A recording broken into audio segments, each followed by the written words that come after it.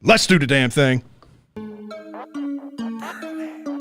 Oh, you know what time it is. It's time to take it to the Birdland. It's about to go down. Hope y'all ready. Yeah, let's go. Come and roll with me to the Birdland. Friends got to giving you the word, man. Any other BS is absurd, man. Sports talking, they give it to you firsthand. They can talk Terps, they can talk O's. Yeah, they both lit. That's how it goes. Baltimore squad, Ravens and Poe. Better tune in. Here on the show. Birdland, Birdland, Birdland. BS. Birdland, Birdland, Birdland. BS.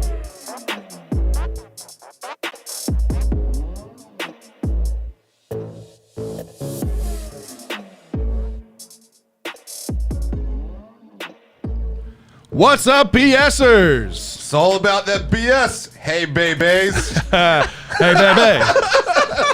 You know, your wife would have given you a ton of shit if you'd have gone the Scott route. We got these Terps running out here, sprinting to the end of their amateur status. So, we can bring back the little hey, baby. Guy that got the number 8, thanks to Al Davis being alive. Unfortunately, I don't think there's an Al Davis that's going to draft our boys in the first round this year. No, it doesn't sound that way. At least I hope not anyway. Man, we got an action-packed show for you. As the NFL Combine is now a wrap, so we take our first shot at a live mock draft. I know a lot of fans had a lot of fun with us doing that last year, so we want to get your guys' take and opinions on things, so make sure you chime in through the chat room. Scott is in the producer chair today. What's up, peeps? Doing his thing over there, so he's going to be interacting with you in the chat room. And we got a special guest. Garnet West, super fan, man. The original OG fan of the show. Garnet West joins us to. Pretty sure he outdates me. I don't know what I'm doing. I think he does. I think he does. And he does his own stuff, too. So. He does. He does, man. Good guy, and looking forward to having him on the show. Absolutely. I'm really excited to get it started. I know these mock drafts have been a lot of fun just doing them on my own. I think, EDC, I'm coming for your job because I think I had like 13 second-round picks when I got done yesterday. Right. And as you mentioned, man, we had a few Terps shine bright at the Combine. As 2 in particular lead the way for their position groups in the 40. One I don't think was a surprise. The other was a surprise. So we're going to talk a little bit about that. And in this week's rundown, we're talking gamblers, arrests, and patriotism. Absolutely. It's going to be a lot of fun. The whole gambit. We got everything in the rundown That's today. right. Kind of like our sponsor. That's right. We started out with nothing but football and ended up with the whole gambit. We were brought to you today by Bowers, Hanson, and Herndon. Remember the team at MD Crash we've been talking about for years? Well, they expanded. More lawyers handling a much broader spectrum of cases now. So, if you caught gambling you shouldn't be, maybe you should give them a call. If you're caught taking weed across the international border, maybe you should give them a call. I don't know. They cover pretty much everything. From criminal cases, traffic courts, everything. Call them at 667-220-6500 anytime. If you don't have that number in your phone yet, you're just not a fan of Birdland BS. So put that in your phone, 667-220-6500, and give them a call next time you have some issues. You know, I often wonder if Birdland BS is streamed in prisons near you.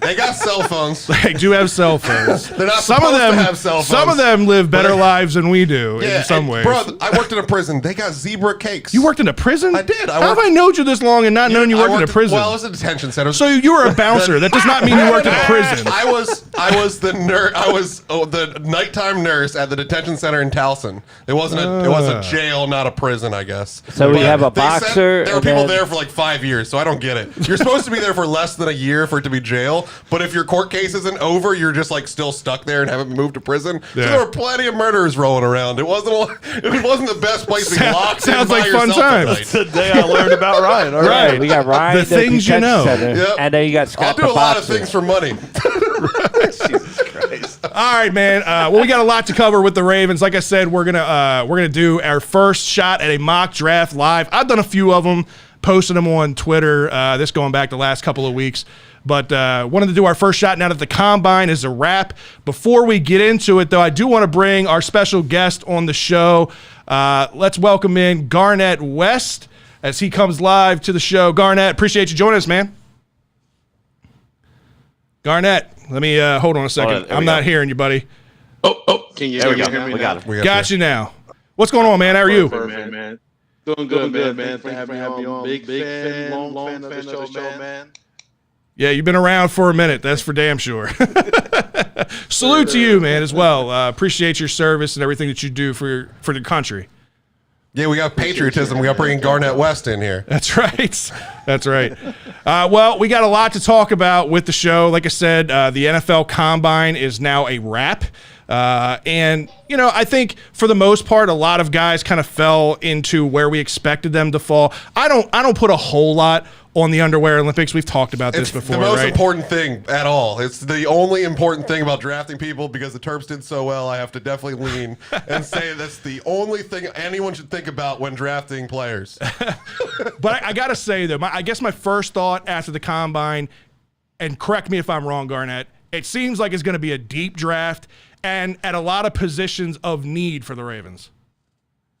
Absolutely, man. It's like, man, where do I start? You know, I think a lot of people have that's been following me on Twitter. If not, just Nil or Garnet 478 or the Nil W478. Long story cut short, just know something happened. I was about to say you got like multiple personalities on Twitter nowadays. I don't know what's going on.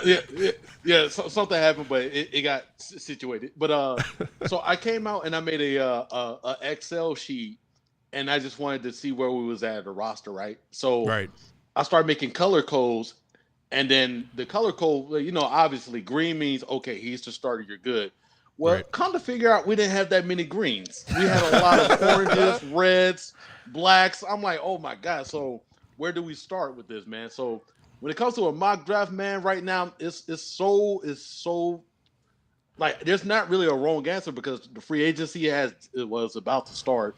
And that's a crazy entity of itself right now. But yeah, man, it's a nut. It's a I don't even know what to say, man. It's just wild. Nah, you've hit the nail on the head. I think that the Ravens do have a whole lot of needs, and you bring up a great point because this is, in my opinion, so far Eric DeCosta's most important draft, right? We're at that transition point of where the contracts are coming due, the big one that's still looming with Lamar, and obviously all the chips that fell today at the quarterback position that's going to up that ante even more.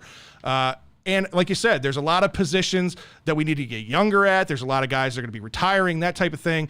So the Ravens have 9 picks in the first 4 rounds of this draft, right? So they can do a lot of damage in this draft, but Eric DeCosta's got to be on his game and team.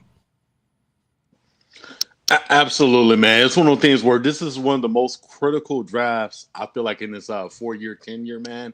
I know, I gave him a little, passes here and there, but it's one of those things where I think I said this earlier to somebody, and I say this is super critical to the point where either we're set back, especially in a deep AFC, conference with addition with Denver getting Russell Wilson, so it's gonna be pretty tough. But if we don't do nothing, man, it's gonna be really bad, man. That's just me as a fan speaking, and also just trying to keep it real. It's a lot of things that needs to happen.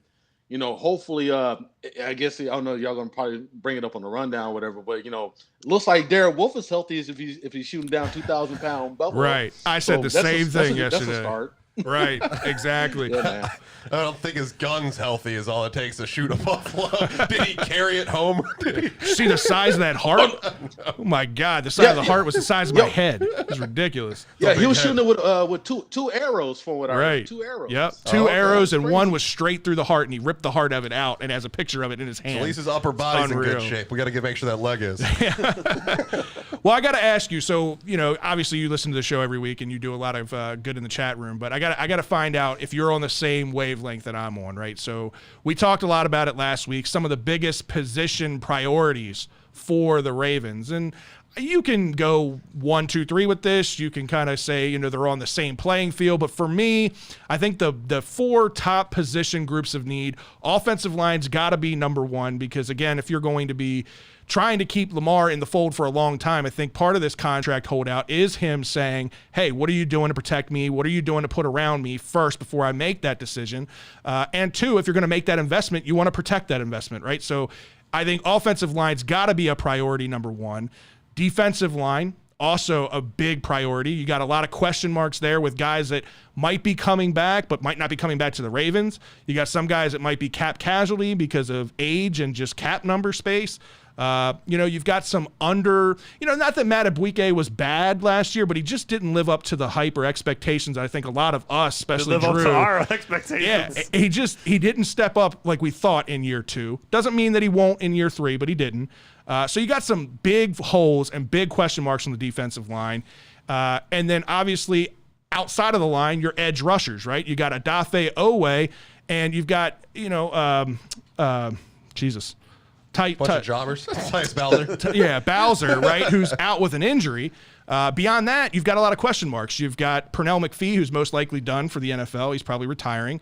Justin Houston, who was here on a one-year deal. Contract, yeah. More than likely he's not coming back. So for me, those are my top 3 position groups, and then fourth would be secondary. What's your, priority in that group? Why is he muted again? Looks like we lost your audio. Lost your audio, bud. Oh, no. What There you about go. Yep, gotcha. Yep. All right, so yeah, basically, with that is I'm gonna go back with the offensive line. Yeah. That thing right there, man. So this is what I find so funny. Hopefully, I don't make y'all laugh too hard. So we started out. Hopefully, we started out this season like, oh my God, offensive line's in shambles. Mm-hmm. All the way to the end of the season, we're like, oh my God, offensive line's in shambles. We get to the combine and we see these guys running 4.3, 4.4, 4.5, bench press 300 pounds, or bench press like 25, do 25, 30 reps and all this stuff, right? And then all of a sudden it's like, man, we could probably get a tackle or a center in the 3rd round. I think we can get that. We can go ahead and get this edge rusher right here. I'm like, we all season we were clamoring over, hey, we need to replace OBJ. We need to we need to get a center because Bozeman might be out. And then everything just goes out the window when these guys put on some underwear and run the 40. So right. I just, I'm going all the way. Take care of the line, man. You're about to pay a generational tier 1 mutant of a quarterback generational money. How about you do the right things and get the proper thing that's in front of them? AKA Tyler Linderbaum. We'll get to that, man, as we get into this draft. So my only issue is that I go back to what you said with the fact that there's not a lot of green boxes. There's a lot of yellow. There's a lot of people that could be in that position, could be not. And so I looked more at like youth and versatility, that you can play right guard, left guard, center, that you can play all these different things. And that's the one thing I don't see in Linderbaum. He's a center and a center only, and that's all we got. And so if we have another guy that could play center, then he's now useless. When there's other dudes that have skills across the line and we don't really know where our green boxes are.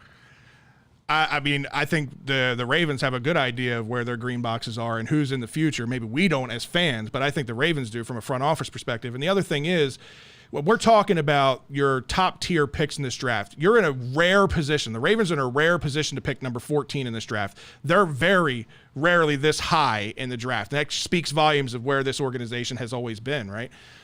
So you can't miss this pick. And when you pick somebody like this, it's got to be a day 1 starter, and it's got to be somebody who is going to make the biggest impact and going to be on the field the most, right? So, I know a lot of people have talked about edge rushers and David Ajabo and some of these other guys that are high names up there that are really sexy names from an edge rusher standpoint. But for me, offensive linemen, we say this all the time, offensive linemen do not grow on trees, right? And offensive linemen, when they're good, are super expensive. This is why we're losing a Bradley Bozeman. This is why we have a terrible contract now on our hands with Ronnie Stanley that wasn't a terrible contract, but now with the injury is, right? So if you're going to invest a first-round pick, which guarantees you 5 years of team control at least, to me, it's going to be at a position that 1, costs a lot, 2, makes a big impact, and 3, can be plug and play right away. And that's why I think offensive line is more attractive to me. And if that's center, if that's offensive tackle, I'm fine either way. But edge rushers, you can find the Justin Houstons of the world. You can find some guys out there to bridge you for a year or 2 on the open market, unlike offensive line. I have one exception to that, and his name's Jordan Davis. You cannot afford or find that man very often. All right, so let's... You've got Garnet putting his hand. It's the only exception. If Jordan Davis is there, I disagree with everything you say. Tell him why he's wrong. If Jordan Davis is not there, No problem. Come on, Garnett. Floor is Tell him yours, why he's Garnett. wrong. All right, so hey, man, you know I love you, man. Hey, I'm gonna start I've off been with wrong that. lots Usually- of times. I thought Clowney was sure. Today is no different. Yeah. Yeah, so the thing about Jordan Davis, he's a spectacular human being. Like, it's just everything Yeah, like about Lamar him on is just, defense. Like, just yeah. So, but it's one of the things where when you look at him, it looks 6'6", 330 or 340, 487 or 482 or wherever you 478. I don't even know where you ran. Ran something ridiculous for his size, which is awesome, right? But the thing about it, when you look at him on the field, though, it's like you don't see the when you like, oh my God, like this is crazy. But when you don't see the sacks, though, you don't see the production. I understand that Georgia had a deep rotation when it came to like just having a star-studded lineup. Like him coming out had a guy named Carter who's going to be a top 10 talent coming in next year. So it's a lot of things that goes on with Georgia. But at the same time, though, when you look at him, it's like, is he going to be, you know, this guy that you're thinking of, or is he going to end up being an Albert Hainsworth? No. Albert Hainsworth was a bad man at one point in time. And then I'll he got take paid Hainsworth and every day at 18. All right, okay, that's you, man. But I just feel gotta like to be stomp honest on with you, my there's a guy forehead. named whoa. But there's a guy. There's a guy at UConn, Travis Jones. You can literally get him maybe in the early or mid-second round. So it's all about how you play, like how the board's gonna fall, like how we're gonna do this draft. Because that's gonna be one of the guys I'm gonna try to go after. I would try. You're 100% right. When I traded down, I loved that UConn guy. When you can put up those kind of numbers on a team that sucks and they can triple team you on every play, he's a bad man. So to that point, right? To that point, talking about Jordan Davis. Jordan Davis for me was the combine gold medalist, right? He's the guy that shined the most at the combine, ran the ridiculous 40 at 395 pounds, or whatever the fuck he is. Bad man in the national championship game too, though. I understand that, but when you look at his statistics remind me of Baby. He reminded me of Brandon Williams, right? Exactly. So, but Brandon Williams at 14 doesn't make sense. We found Brandon Williams in the 3rd or 4th round. Brandon Williams is a run-stopping specialist, and that's where I think Jordan Davis is. He might have a little bit more ability to get after the quarterback, but if you look at his stats, I think the most sacks that he ever had in a season was 2 or 2.5, right? There's not enough there. 360, ballooned up to almost 390, and is now running at 340. So he's going to have a much better So stat. where does he actually finish then when he's actually at his playing weight? Did he just jump down to be a combine gold medalist Hopefully to stand somewhere out? below 360, because I think would be awfully quick after that. I don't know. I mean, listen, I'm not saying I'd be completely disappointed. I just think that in my opinion, there's bigger needs. Scott, I mean, I don't know what's your take on the Ravens' need at the top of this draft. If you had the choice of those top tier offensive linemen or this combine warrior defensive lineman, where are you going? It's one of those things. Where do I want to go? Where do I think they'll go?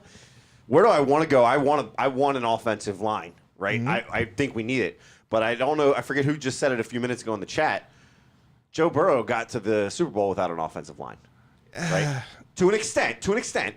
But I think one of the things is you have to look from a defensive standpoint. You have to look at how many pieces you lost this year on that defensive front. And I've said this before. Right. Patrick Mahomes the year before got to the Super Bowl without an offensive line too. They both. What happened? I wasn't going to cut him off, but what happened to Joe Burrow the year before that? He got hurt bad. Or his ACL. Yeah, exactly.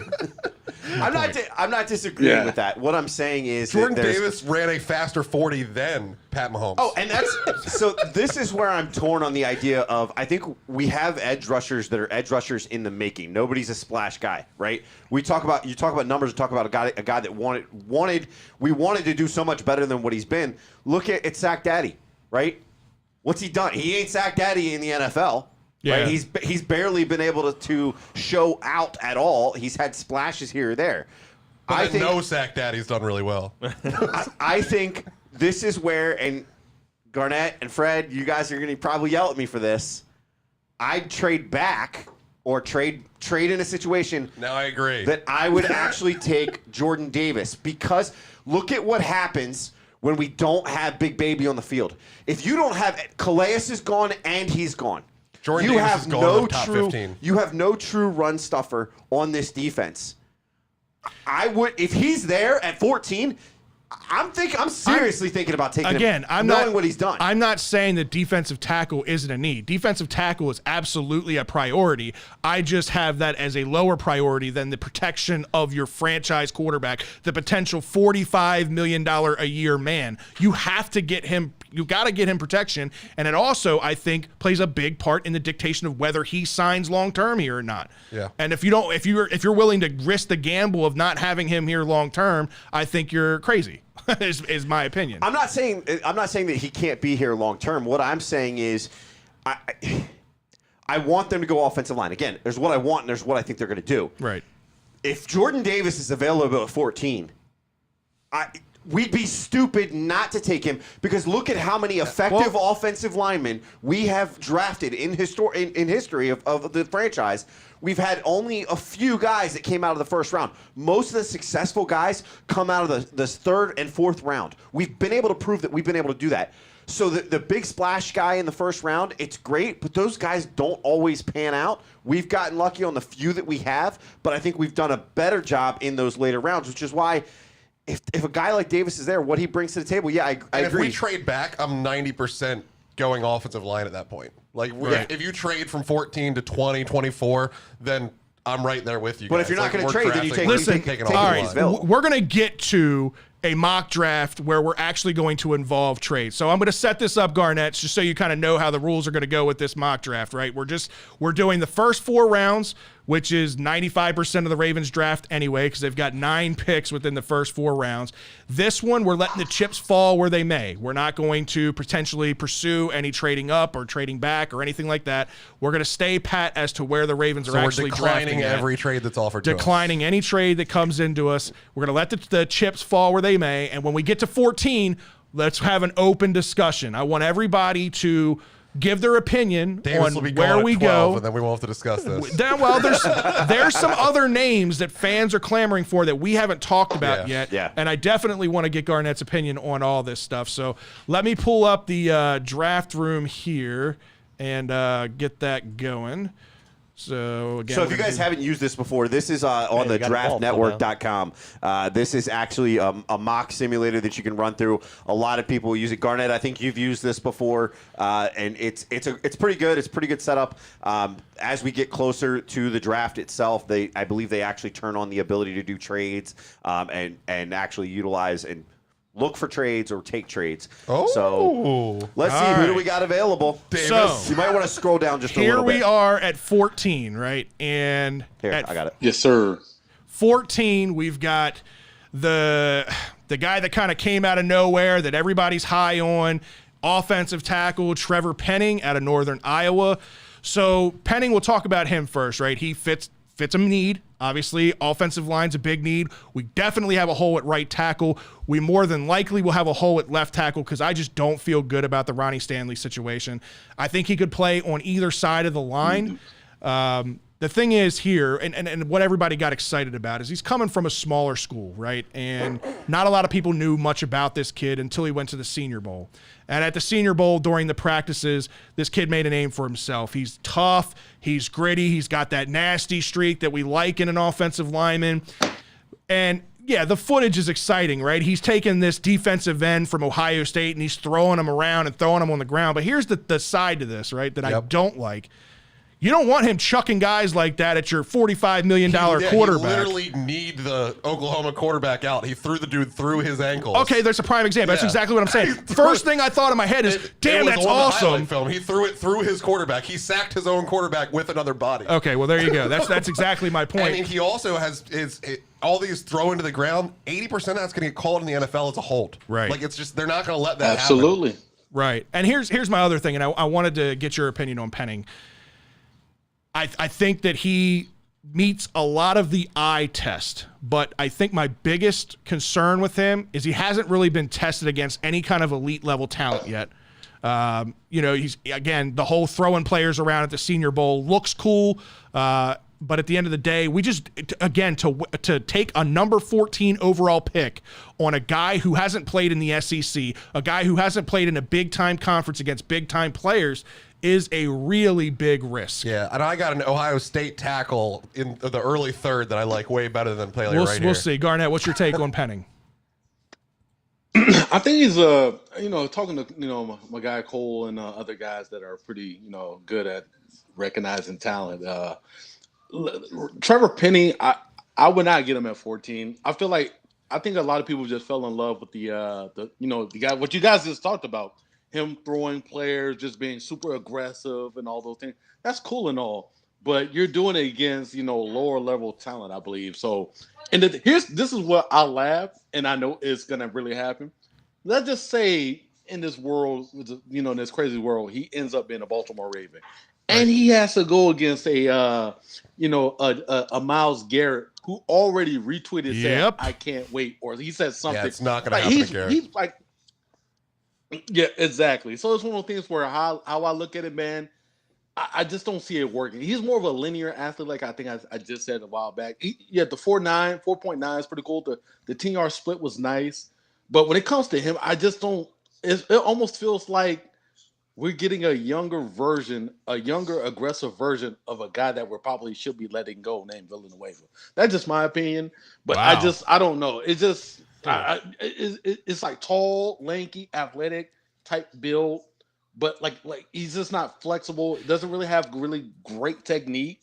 So it's one of those things where you're just going off of just what you see on film is just the aggressiveness, like how you guys, and that's a flag, just like how you said, Ryan. Yeah, my thing with him is this the wrong year for the Ravens to take him? He's a very high ceiling player, but he's not ready yet. And That's our what I'm window is saying. quickly closing. We need a player that's absolutely ready. If this is 3 years ago and this player is on the board here, I'm pretty excited about it. But our window is closing. We're not growing together. We need someone to play right now. And this dude may end up being an all-pro, but it's 3 years from now when Lamar's already walked.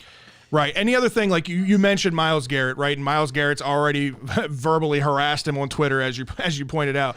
But this division in itself, I mean, not Myles Garrett. You got Myles Garrett, you got Jadeveon Clowney, you got TJ Watt, I mean, they're loaded, and they're going to have a tough time. To Ryan's point, and like I said earlier, I think at 14, this has to be a can't miss prospect. And as intriguing as Penning is, there's too many question marks around him that. Again, if I'm trading back, I entertain Penning. But at 14, again, we're staying at 14 here. I don't think that's the pick. I do, to your point, think, again, offensive line is the main priority here. Tyler Linderbaum from Iowa is on the board. He is, in my opinion, a can't-miss center prospect. He's played in the Big Ten for Iowa. Eric DeCosta compared him to Marshall Yanda. I don't really know. I mean, that's a lofty comparison. They went to the same college, I guess. Yeah, there's that. But either way, it fills an immediate need. It locks up a center for at least 5 years under a rookie deal, which is crucial, I think, to Lamar. And that's just my opinion. By the way, as far as the Penning piece goes, you have Yuri that chimed in and said, if you want great value version of Trevor Penning, you can go after Tyler Smith, who's from Tulsa in the second round, with very similar style prospects. That's great. That's a great point, because there's a couple of offensive tackles, one from Minnesota, which Minnesota was loaded on the offensive line. That's got me, looking at the second round for tackle. But center, there are only maybe one or two elite level centers in this draft. And it was the same thing last year when Creed Humphrey was on there. And what's the other guy? It was Creed Humphrey and Oklahoma and Alabama. I can't think of the other guy. Donovan West is the next level center, right? Right. And he's all the way at 142 projected on this. So in my opinion here, if I'm making this pick, listen, I know that there's some other names on here. The Jordan Davis name is still on there. You got Malik, or no, you got who else do we have on here? Oh no, both cornerbacks that I would have considered are gone. Yeah, I think really. By the way, if it shook out this way, depending on who's behind me, what you got the Eagles and then Chargers you don't have to worry about, but maybe the Saints. I'd be fielding from some phone calls for a trade up here. Okay, we'll talk about that. Yeah. It's not this week. So I know that we're probably going Lindenbaum here. I've already discussed Davis. I've already argued that point. The only other person I want to bring up in the same realm as Lindenbaum would be out of Texas A&M, Kenyon Green. This kid came in as 5-star recruit and showed up as a 5-star. I know stars don't mean shit to Fred over here, but he showed up at Texas A&M, started as a freshman, dominated as a freshman, and continued to dominate all 3 years at Texas A&M, played both right guard, left guard, and a little bit of right tackle. So that's the youth, and he came out as a junior. We were talking about Lindenbaum. You're talking about, I think, a redshirt senior or a senior. Right. So I just was looking at the youth and versatility, and that's kind of was my favorite interior offensive lineman was Kenyon Green out of Texas A&M. I like it, but there's no guarantee that he's going to be there. You have a guarantee at Linderbaum right here, who is the #1 center, and we know how important it is. Holding off and waiting till that second round or third round and hoping that he's there. Well, he's still projected as a risky. first rounder, so I'm saying you could take him here technically. Right. He, Walk me through your thought process here, Garnett. I don't know if you can see the draft board. Can you see the names that are available outside of Linderbaum? Is there anybody else that you're seriously considering here? So here's my thing about it. So this is what I like about this this system, but I don't like about it. It's the fact that, like, so with Daniel Falele, the guy that, you know, Minnesota. the Minnesota man, you know, 6'9", 380 on a bad day, 370 on a good day. Super athletic. I call him a tier 1 mutant. What I mean by that is just the things when you watch him on film is just freakish. Like, ain't no guy that big supposed to be moving that fast. If you thought, like, to me, I know he might not run a 4.8 what Jordan Davis did, but we're talking about a larger human being, Ryan, that when you watch him on tape, you go from holy shit, did he just really do that type of feel for it. So it's one of the things where, man, I feel like I don't think how it's shaping up right now with a lot of young quarterbacks that are like literally, you know, needing that protection at the line. There's a solid chance that 6 or 7 tackles are going to go off this board fast. And I think he's one of those guys. So if Linderbaum, let's just say if he wasn't there and Daniel Falele was there, I'm definitely going. Oh, we lost your audio, bud. Oh yeah, I'm here. I just wanted to cut off. I had excess noise. Oh, okay. Yeah, no, like I said, I think I agree with you. Like the kid from Minnesota is high on my radar. 14 is way too high in my opinion to get him. That would be a guy that I might be considering taking some of those 3rd and 4th round picks, packaging up my 2nd round pick to move back into the 1st round, kind of like the Ravens did with Lamar, picking it like 31, 32, somewhere around there. 1, to guarantee you the extra year of contract, you know, control. And 2, you have the extra picks to do it. If you get Linderbaum here at 14 and you get that offensive tackle, you're really good on offensive line. That makes me feel a lot more comfortable. At least in my opinion. The couch has been really, really quiet over this. We got special guests. It's kind of Oh, hard. man. No. Hey, I don't want hey. to talk over anybody. No, you're good. It's harder to more people. It's harder. Give us your You take. guys haven't said anything that we haven't been thinking. I see as like we like to go best available, not what we need. So Don't do I'm that. looking at He's gonna do it. I'm He's looking at gonna do Kenny it. Pickett, man. Because if we don't have Lamar His hands locked are up, too small. I don't care if Joe This is Burrow why has the a cow couch- hand. couch That's doesn't my talk. strong hand. We're definitely gonna be carrying 3 quarterbacks. Julian Whopper. Good old Yeah, Junior Whopper. Junior Whopper. Oh man. My thing I wanted to bring up, kind of right before we started the draft. The more we talk about Davis, Linderbaum, like the main key players we've been talking about, you have to also, and it's a little nuance for Ravens fans. Do you really have faith right now that, like, when they pass up at a different position, like if they take the freak in Jordan Davis and they pass up at getting an offensive lineman, do you really trust them to find that diamond in the rough come 2nd, 3rd round when you have guys like Cleveland and Powers that haven't really jumped off the page yet? We need him at every position. Well, that's what I'm saying. But like, do you? We need diamond and roughs everywhere. But that's what I'm saying. Like, and that brings up that's why I don't know if I'm really saying it right. But like, that's why I don't think a guy like Davis I would take. I would go for more of a sure thing like Linderbaum. To be honest, I think you can trade down here for a ransom. And here's the other thing. I think we are undervaluing. Because we had such high expectations for Madubuike, I think we're undervaluing what Madubuike and Washington are going to be able to do on that defensive line. That I don't think having a Jordan Davis is that catastrophic. Would it be a perk? 100%. Hold on. Would it be a perk? Yes.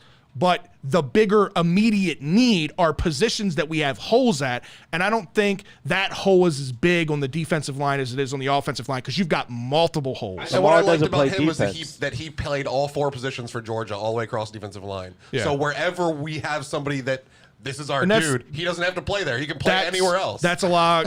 Calais Campbell. Calais Yeah. Campbell can line up Exactly. across the Hey, defensive line too. do you think they have the guy? Do they think this is another thing you got to think about? Do they think they have their center? Do they think it's Macari or Colon Castillo? I don't think they do. I don't believe they do. There's been rumblings out there that the Ravens are even talking to Ryan Jensen, bringing him back in the fold. So if they're considering bringing him back in the fold, I don't think they're comfortable with their center position. It's just Bradley Bozeman has contractually played his way out of Baltimore. They're just not going to be able to afford him. All right, so let's narrow it down, right? Hold on. Drew's got one final thing to I'm say. going outside the box before someone stole my thunder with his way outside the box one. You talk. Granted, I know we would think that you're going with Lamar wants to see what you get him as far as protection, and I've always been with you on that one. What if he's also thinking I could use another weapon? We look at what we heard from last year, and I'm not saying it's apples to oranges, but you always heard Burrow ask them to draft Chase, to give him another weapon to get Chase. Now, it's a little bit different scenarios and all that. So what do you think right here in that position? Garrett Wilson's a 6'5". You love tall wide receivers. Here's the thing, and this goes back to what I was saying earlier. Correct me if I'm wrong on this, Garnett. I like Garrett Wilson. He's another athletic freak, another one that ran like a sub 4.40. He was like in the low 4.3s. But like Nick Cross. We've got a plethora of wide receivers still on this roster that we haven't seen them hit the field yet, right? I don't think Lamar's going to be chiming for help, another piece or another weapon. And if he is, I think that weapon can be obtained through free agency, whereas offensive line help isn't going to be as easily obtained through free agency. Through free agency, it's going to cost you a hell of a lot more money than what a wide receiver would. I full-heartedly agree. I think it's just something to like chime in on, like thinking. We think of like how much input does he have? Would he give input like, oh, man, I want that big wide receiver? Or even Drake London smaller, but Drake London minus the injury and coming back to see where he's at from them. They're both on the board. Would you thought that he would be asking for another weapon?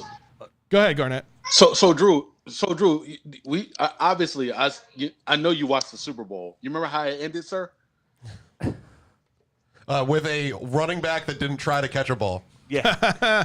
That too. But No, I think to me, I'm almost like Fred says with Burrow, not to that the extreme extent, but I want them using as many picks as possible on offensive linemen. But hold on, Garnett, the Super Bowl ended with a defensive nose guard athletic freak Destroying somebody. So you just argue There's Davis no for Aaron me. Donald in this draft. I mean, it's as close as we got.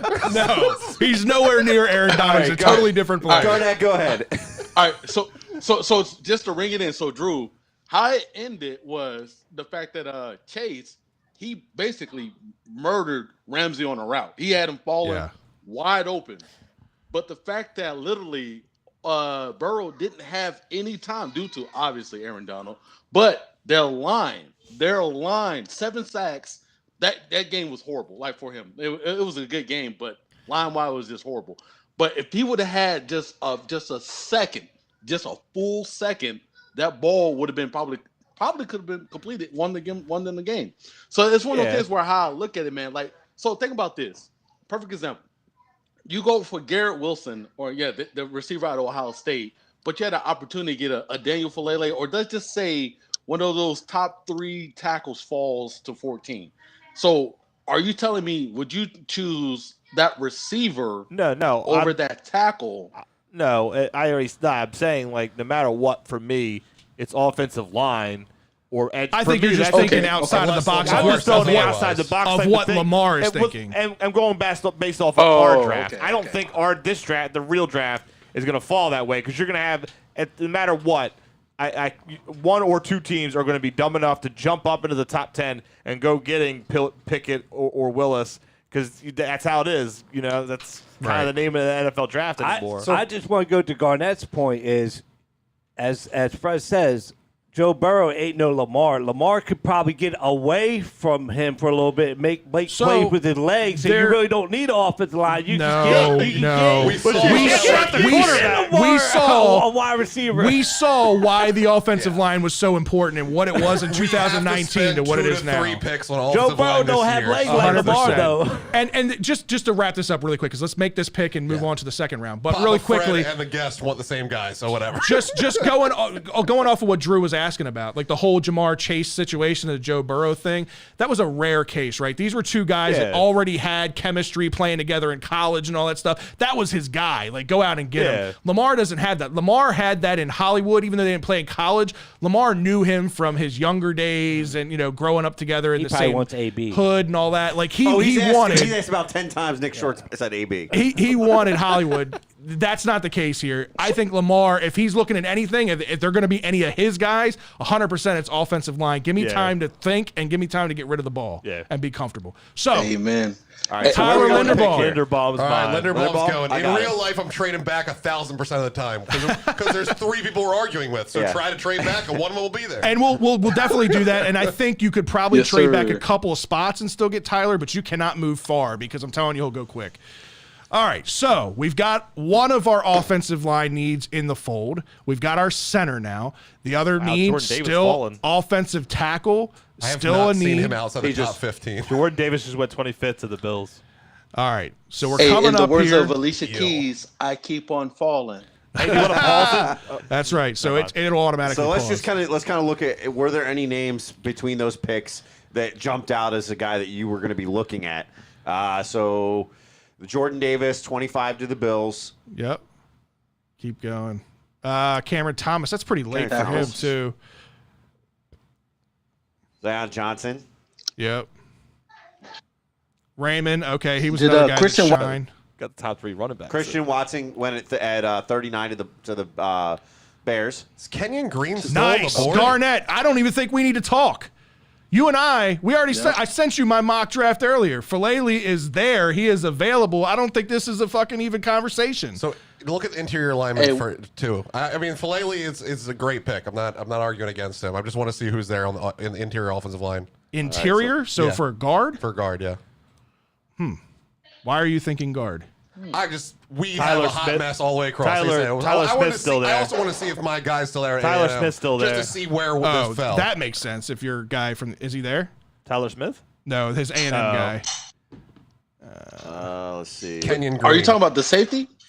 Oh, No, he's talking about the center. So where did he must have gone right after 14 because we didn't scroll all Are the you way back. on off the? Show drafted? Click show drafted, and it'll Hold tell on. us where he went. It's right here.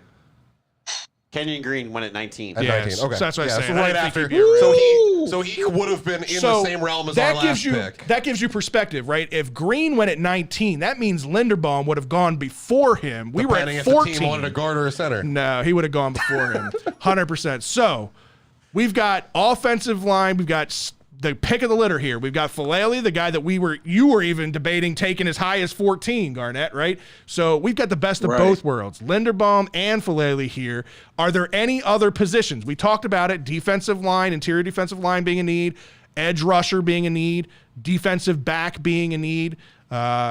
Any names on this list that are available? Is Travis that would- Jones still there? He was the other guy we had talked about in this realm. He was projected at 57. Yeah. Travis Jones is there. All right, so go back up. There was another interior defensive lineman that was highly ranked there. Go to the top, very top of it. I'm trying to. It's always. Who's scrolled that? up a little too. Perry and Winfrey. Perry and Winfrey. Do you know anything about him, Garnet? Oklahoma. Yeah. Nobody yeah, plays man, defense very in physical Oklahoma. guy. Yeah. Well, except for this guy. So, this is really I'm like, he's pretty good, man. Super physical, nice hand placement, acceleration off the line. He's am I allowed to curse? No, he's an effing dog, just to make sure it's PG. All right. it up. 6'4", But, 297. Yeah. Dog. That's all I can say, man. Heavy hands. Compare him. Heavy Give me an ass NFL hands. comparison. Give him a prior Raven comparison if you're going to compare him to I'll anybody. say I want to say like a Melvin Ingram, like a young Melvin Ingram, like just Okay. super physical. Like So he can line can up go more on the inside, end? Yes, sir. He can line it up on the end and also play a little. You can kick him in just for a tad bit. It depends on what type of tackle or guard combination he's going against. He's going to dominate. replaces Calais Campbell a little bit and the versatility you had from him. All right, Couch, what are you guys thinking at here? Still offensive line. Hear me out. Okay, I'm waiting. just kidding. I'm listening. I'm just kidding. No, I'm all ears, bud. There's the top 3 running backs are still on the board. Oh, It's Jesus. the Ravens. You never know. God, you're I mean, J.K. Dobbins' number 1 you didn't fan. expect Giving them up to, you already? didn't expect them to take J.K. back then. Nah, it was just to be a joke fool. I'm going to butcher his name, but the offensive lineman that Falele? yeah. If I'm Eric DaCosta, my anxiety level for this draft has just dropped 50% because now I've locked up my entire offensive line, my entire starting offensive line, literally day one, regardless of what happens with Ronnie Stanley. If Ronnie Stanley can't play, Falele can step in at left tackle. Makari can play right tackle. We've got our starting center now. We've got Zeitler at right guard, and then we've got a plethora of people we can pick from. You never to play know with left James guard. how far along he is in rehab. Just Yeah. they brought him in. There is that too. I They forgot brought about him, in. Juwan James as well. So, Garnett, you're not going to get a fight out of me, and I know your pick here is probably going to be Falele as well, right? All right. Absolutely, There it 2 is. thumbs up. Let's go. Perry, All right. wait for your next pick, by the way. All right, now 3 All wide right, receivers. so as this is going on, we can basically scratch offensive line off the board, right? So the next priority is going to be defensive line and edge rusher. I know you've done plenty of these mock drafts, so we're entering the 3rd round now at pick 76. Any names that have been coming up consistently at 76 that you like? Oh, Garnett, you're muted, buddy. So this where it gets a little tricky for me, man, because my board has been falling in so many funny ways that it's really hard to say who I would get or who I would go after. So the guy from Ohio State, I know there's an Ohio State fan in here. Tariq Smith. Yeah. Yep. So yeah, I'm just saying he's pretty nice. Has nice burst off the edge. Just really good guy. He's a good, nice little dog mentality he has in him. So I like him. All right, so we're at pick 76 right now. First edge rusher on the board is Kingsley. I can't read his name. Engbear, is that right? South Carolina. Out of South Carolina. He's an edge rusher. Got a couple of linebackers on the board. Our first interior defensive lineman is Mathis out of Alabama. Does he excite you at all? Darian Mathis? Nice. Yeah, he stood. For fun, show me the stud. cornerbacks that are still available. Corners. You go up to position. I had a couple. Yeah, click position and on the drop down. Yep. Hey, I'm gonna tell you this, guys. Look, Kobe Bryant, R.I.P. But the other Kobe Bryant, this guy, 8. And I'm just gonna say this, and hopefully it rings a bell. 8 interceptions in 2 years. Wow. Need I say more? Marcus Peters is what it sounds like. Yeah, I'm just gonna throw that. And the thing about him, yeah, he ran a 4.52 or something like that. But at the same time, though, 6'1", and a quarter, 192, I believe. But the thing about him, he's fundamentally sound. I mean, you can't have 8 interceptions in 2 years and not be fundamentally sound. I just want to throw that. Okay. I'm going to change it over to the player rankings just to see who else is on this board here. Is that Nick Bonito out of Oklahoma, another edge rusher, is at the top of the player rankings. They have them ranked 69. Again, we're on pick 76. The kid Drake Jackson out of USC, another edge rusher. But Mathis, the interior defensive lineman out of Alabama, is popping up. Let's see what this kid is. 6'4", 317 pounds. I know you said dog. Where do you see him lining up? Is he more of over the center? Is he outside? Can he move around? So basically from the zero, he can play a little zero and basically shade 3 or shaded 3 technique. He can definitely do. Like this man, he can do everything. To be honest with you, that you need. Only thing that I want to see out of him is just more. How can I put this? Just have a plan when you get to the quarterback. You know what I mean? It's like I think what he does is basically he'll engage in with the linemen, and what he wants to dominate them, but he doesn't get beyond that. If that makes any sense. Right. Okay, so if you had to make a selection here, I haven't heard anything from the couch. Haven't heard anything I got from one Scott for yet. you.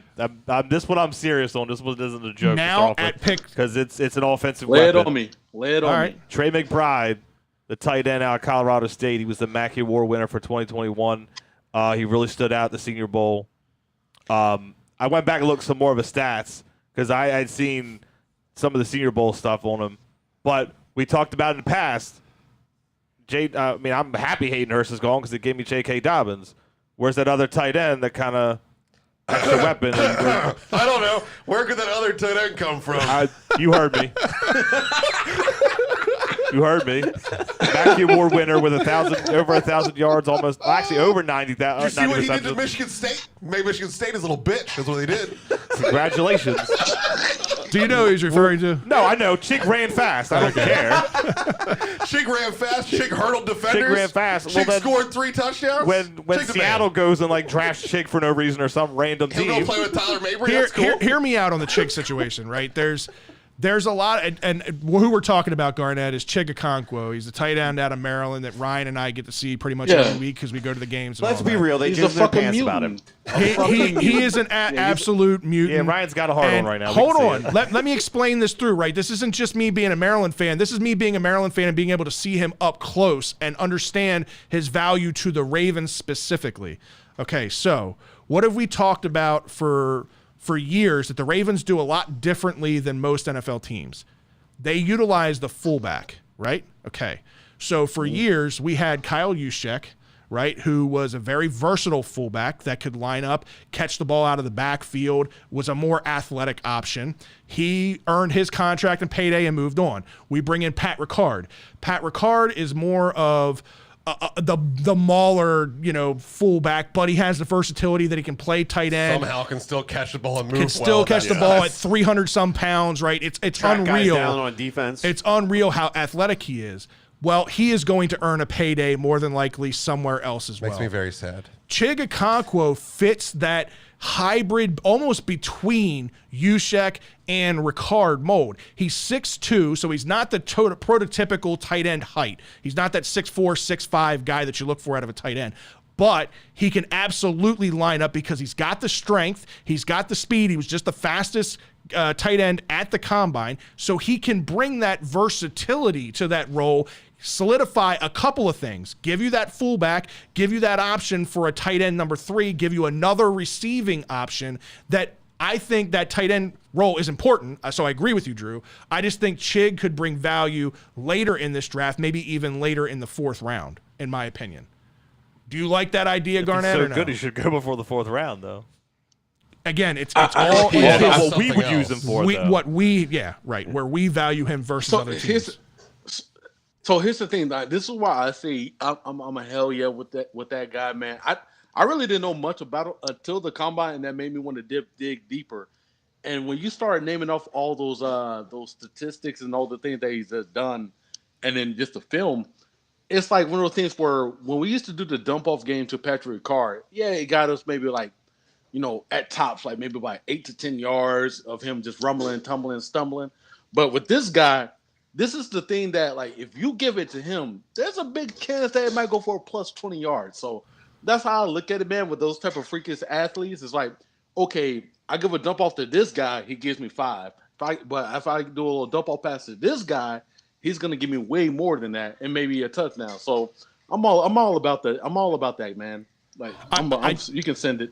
I do think tight end is a big need, but I really think the Ravens could address that even through free agency. There's been even rumbles about bringing Hayden Hurst back, or, not that the Ravens have been interested, but I know a lot of the fans are clamoring for it, right? I don't think you can bring that personality back. He was awfully mad at us on the sidelines. He was mad. He was only mad because he thought he could go somewhere else and be that true, legit tight end number 1. He's been humbled? I think he's humbled. He went to Matt Ryan, who puts up 5,000 yards a season and didn't do much. And now they drafted tight end above him. Exactly. Now they drafted another tight end above him. So I think that's the reality check that he needed. And I think he would have a good niche role in this offense if he did come back. But again, I think tight end's a need. I just don't like it here. Yeah. I think interior defensive line and edge are the most important. And Garnet, you're our guest. So I'm going to give you the pick here between edge rusher or interior defensive line with Mathis at Alabama? So obviously, I'm going to go with Mathis, but for when it comes to the edge versus, I can't really get a good visual on the board. But who Okay, are so the here, top, I would say the sorted top by three? edge. I think it's just Zoom. Yeah, but sorted by edge. So the Okay, top now I three can are see a little bit Kingsley, better. Engelbert, Drake Jackson, and Nick Bonito. Yeah, I'll go with Mathis. It's just no offense to those guys. Those guys are good ball players, but put like this. This is one of those drafts where I said when we all said what we all said when it comes to EDC. This is very critical. Everything needs to be well thought out and like just hey, I want the sure thing at those positions that I'm going. And Mathis is that. All right. Anybody got any objections to that? I mean, my only thing is your Travis Jones is actually ranked above him here. Is that still available out of UConn? He still is? Wait, what? No, I thought he went a while Interior ago. defensive line. Hold on, let's go to all. Just go to interior defensive line. Top right. Oh, Top right. Yep. Sorry. No. No, I think he went. Oh, okay. Yeah, he went a while ago. He's 65. Yeah. Yep. So my only Yeah, problem with yeah, Mathis, yeah, Mathis is he going to be the low. pick here. My only worry, I know it's Alabama, so they're so stacked all the time every year. He just basically only put up production this year. And to go 3 years and do nothing, and then all of a sudden be able to But that's put up because they production. have studs every I year. understand ahead it's of them. Alabama, and so it's probably a standard that I don't understand as a Maryland fan. Nope. That's exactly right. But I like to see guys produce more than a year when you're going to pay them this kind of money. All right, so we're gonna go Mathis here. Let's go Mathis here in the third round. So now we've got both of our offensive linemen taken care of. We filled a big hole in the interior defensive line. We're going to fourth round now, right? We're going into Yep. the So fourth this round is like now. a Michigan pick by Harbaugh, right? Better not. Michigan Somewhere in picks this are round. the first round, and nowhere else. I don't want this any is Michigan not- guys this unless is- it's a Jabo. This is not John's pick. This is Jackie Harbaugh's pick, okay? Yeah, right, exactly. Pick number 99. All right, so let's see where we're at. We got a couple of tight ends on the board as far as the rankings go. We got another interior offensive lineman out of LSU, so he's SEC guy, Ed. I can't see it because Ed he got Ingram. it yellow. Ed Ingram. Cole Strange. This was another guy. He played at a small school out of Chattanooga. He was a combine warrior, stood out big time.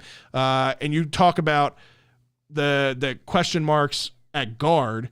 Cole Strange would be a guy that could potentially plug and play at left guard. So now you would be filling 3 potential spots in the offensive line. What do you think on Cole Strange, Garnet? So I would not be against it, but due to the unknown things when it comes to safety, that's one.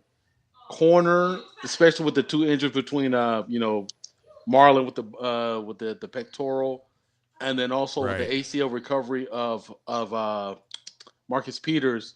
We're rolling with Chris Westry, and then God knows who at the other corner right now. So it's one of those things where, that's why I'm trying to like weigh it in on the back end, and I'm trying to see. Do you guys think maybe a Kobe Bryant or or a safety wise? What's the guy that you guys had at Maryland? Nick Cross. He was a mutant too. Nick Cross, and that's You where think we're going to he- go. So Just draft Nick Cross. he is. Listen. Hold on. He's the number 130th ranked player on this app, but I think his stock is going to rise pretty highly after what he did at the combine, because a Darnell lot of Savage. people just don't get to see Nick Cross perform. Again, Ryan and I get to see it every week. We knew the type of athletic freak he was. Both of us expected him to run pretty good in the 40. I don't think either one of us expected him to run that good. He has a track background, so that helps him with the 40. Obviously, he's got the fundamentals of it down.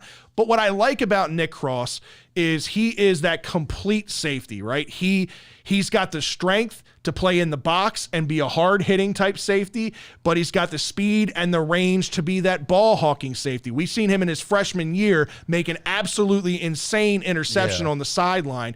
There's a lot of athleticism to him. His football IQ is high. Sometimes he can play a little too aggressive. It's the only hesitation I have with him is sometimes he can play over aggressive and over pursue. But I think with the right coaching, he can be a top level safety in this league. I think he was put in bad positions by the Terps. I think that they had to ask him to do more than he's going to be asked to do at the next level. They had him because of our injuries this year, they had him in man coverage against their like number 2 wide receiver all the time as a safety. Like how is that something he's going to be asked to do at the next level? It's not.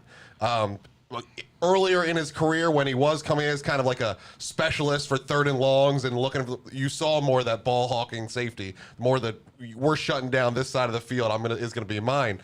Later, we ended up having him basically play corner. He shows the ability to play corner. He shows the speed to play corner. If you watched him in the combine drills, not just the 40, he looked just as fluid in all the coverage drills as any of the corners did. Yeah. His hips were great. He's got good flow, quick first step. He was really looked as good as like, the 3rd or 4th best corner. Of course, he's not the, top 5 pick guy. But after that, he can play corner with the best of them. So I think he's a great pick. I think you might be able to get him at our next pick, but you could also take him that's going to be the argument here is, again, he's ranked 130th overall on these rankings. I'm going to be sad when he goes, but it is what it is. Yeah, so if we don't take him here, we run the risk of losing him. Nick Short says, do we really need a safety? Garnet, talk us through this, because in my opinion, we absolutely need a safety. Question marks with Deshaun Elliott, whether he's going to be coming back, and I don't know if the Ravens are even going to be able to afford him to come back. And secondly, I think that they need a more rangy safety than a Deshaun Elliott. I love Deshaun Elliott, but him and I think, Chuck Clark are too similar that they don't have that guy that can be that over-the-top safety. And not Justin Jefferson. We like him. Tony Jefferson, like we said last week, cannot be like the key safety. He has to be the He is the new guy. Anthony Levine. Personally, I think we lock Nick Cross into the 108 pick and we find a better thing. All right, here. well, That's kind of how go. I feel about Hold it. on. I was asking Garnett, so let's go to Garnett. Let's see what he does. I have to keep these guys in control. Sorry, Garnett. These guys, it's all good, man. You have to keep one guy in control. Hey, man. Hey, I love the casting couch, man. Y'all my favorite, man. Thank you, buddy. But I'm just falling saying, down man, the ranking board. Hey, so with that being said, man, I feel like when it comes to the safety thing, I saw that Nick in the chat. He was saying, "Do we really need a safety?" Absolutely, because if you really think about it, so I think we put Brandon Stevens in a position that he should have never been in, which is good. It's a trial and error thing, but I feel that when it comes to Brandon Stevens, I feel like he does better at the corner or nickel position more than anything. So it's one of those things where, like, literally, to be honest with you, I was just thinking about that we needed a corner. Yeah, we do need a corner, but we do have Brandon Stevens, which we're unsure of what we want to do with him in the first place. And for what I've seen, he likes having his eyes in the backfield and also playing man to man. So it's one of those things where, okay, I think I have a plan for this guy, but what are we going to have for a plan for safety? That's where Nick Cross is the curveball. And from what I've seen, man, this man, like, he reminds, what's the guy y'all had? Darnell Savage? A while back, right? From Maryland? It's almost Mr. like without IMT the dress. with the Patriots. Like, no. Right. Darnell Savage with the Packers. No, Darnell Savage and not Duggar. J.C. Jackson, not J.C. Jackson. Yeah. But with him, I feel like I'm watching him, man. It's like just how you said it. You killed it, Ryan. He is a similar player, but he's even more athletic in my opinion, and I think he's more rangy. And the other thing that he has done before in a pinch and when we really needed it is he's returned punts for the Terps, and that's another angle that he could use with that 4.34 speed at the next level. Just to throw it out there, you guys are getting a lot of chatter in the chat room to go safety and specifically to go Nick Cross here. Yuri chiming in saying Cross had a 9.9 relative athletic score. What's the holdup? Run that pick. There is, Nation says go safety. They're really straight homers. That's why I said 108. That's why we're talking it through. Garnett is not a Maryland fan, not a University of Maryland fan, so he doesn't know a whole lot about him. We had to kind of sales pitch it to him, make sure he knows that this is a smart pick, not just a homer pick. Because obviously we see these guys every week, and we know what the kind of value that they bring. Well, that's the thing is that to Ryan's point, I think most people could probably that don't know about these guys. They're looking and saying, oh, okay, well, they did good at the combine, which could ultimately jump them up. So if you don't take these guys now in your next two picks, if you truly want them and you truly think they are the top talents at their position that are still available right now, then now is the time to do it. I'm running to pick up, throwing the paper in, get Nick Cross off the board. Right. I would have taken a 108, but we can do it here. And honestly, trick to the trade here, working this draft system. Now that you clicked the safety box, he was going to get drafted before our next pick. Yeah, right. It always makes you pay for looking and not taking. All right, so our next pick is 9 picks later at 108 overall. So to your point, 9 picks, maybe we could have had Nick Cross here. Just but as a point of note, I believe it was Yuri that brought it up earlier about Tyreek Smith being the edge rusher that we could have picked up later on as a value pick. right, Just went at 107. He just went. who? Tyreek Smith. Tyreek Smith out of Ohio Oh, State. really? Damn. Okay. So So we could have got him at 99 and Nick Cross at Yeah. 108, maybe. Screwed the pooch on that one. maybe. Were there any cornerbacks or safeties taken in those 9 picks? Let's see. There was a Josh cornerback. Jobe and Martin Emerson. Yeah, and the Chiefs certainly needed a safety, so that's something that could have been a problem there. Right, that's true. All right, Garnett. So here we are. We're at pick 108. We've got, what, 3 picks left or 2 picks left in this? Like 10 fourth-rounders. Go to my picks. It doesn't tell you. I was over there Just earlier. like It doesn't trade. tell you. 1, 2, 3, 4. So we've picked 4. We've got 5 more picks then, right? But that's for the whole draft, right? No, we have yeah, the 9 five picks. in the- nine 9 picks in the first 4 rounds. Yeah, we got 9 picks. Plenty So of we got- time to get Chig. Maybe. All right, so the glaring hole is definitely edge rusher. Your next pick is 9 picks away, by the way. So factor that in to whatever All your right, decision so you're we got a pick at 108 right now, and we got another pick at 117. Again, the glaring hole for me still is edge rusher. We haven't addressed that yet. Sort it by edge rusher. I want to see if there's any names that pop off the board to Garnett that's available right now. All right, so let's go down this list. You got, is it? Majai already see him. Sanders in Cincinnati. I already He sees see this guy. the- Who do you want? the Tell us first- why. Who and why? The first one. Sanders? So the guy that, yes sir, that guy, he punked out the Ravens flock favorite Trevor Penning, like easily. A flawless victory, Mortal Kombat style, punked him out. So it's one of those things where it's just everything about. I understand. I think, was he the one who had the sickness, where he was just a little sick under the weather, so Yeah. he tested a little better. I think, but so like when you watch this film, it's straight. Just he's a grown man. Like everybody's drinking out of a baby bottle. He's not. It's like when you watch him play, it's just one of those physical plays from. The moment he gets off the line, how can I put this? The moment he gets off the line, he makes you know that he's there. That's all I can say. That's the best way I can say that. Okay. So they're describing in his breakdown here that he's also having trouble keeping weight on. They say he fluctuates anywhere between 230 and 255, and the latter would be beneficial. So it's definitely, he's slight for the position and having a hard time keeping it on is the only real downside I see here. But they do describe great first step, great quickness, good strength. So it's really been more of this like the frame side of thing that's holding him back. And I have been corrected, by the way. It was Tyler Smith that Yuri was looking for, and I don't believe we've seen that name come off the board Right. Tyler Smith. as a replacement for Penning. Oh, okay. Well, we've got our tackle. We got him in Flaley. Yeah. So Garnett, outside of Sanders here and outside of edge rusher, okay, so we've addressed both offensive line positions. We've addressed center. I mean, we addressed safety. Any other positions? Though we got the interior defensive line. I mean, you know the Ravens are going to take a cornerback at some point. They do it every year. That's basically a given. But I still think edge rusher's got to be the pick here. I think so too. So this is, I think we're so, we're doing the draft thing, but also we just, in consideration with the free agency. Right. I think, to be honest with you, I think in the free agency market, maybe, or I'm hoping they shoot for a low budget premium safety, if that's even a thing. But also maybe a corner as well. So, but when it comes to edge rushers, man. That's the one thing. I think the one thing that a lot of people learned from this previous Super Bowl or this previous season, also, even with the Cincinnati Bengals when they invested in Trey Hendrickson, like those edge rushers are not going to be there in free agency, from my opinion. So you got to get a guy in these type of rounds right here. Okay. I mean, I like the guy out of Cincinnati. Yes, I watched him at the combine, and then that triggered me to watch his highlights. I liked what I saw.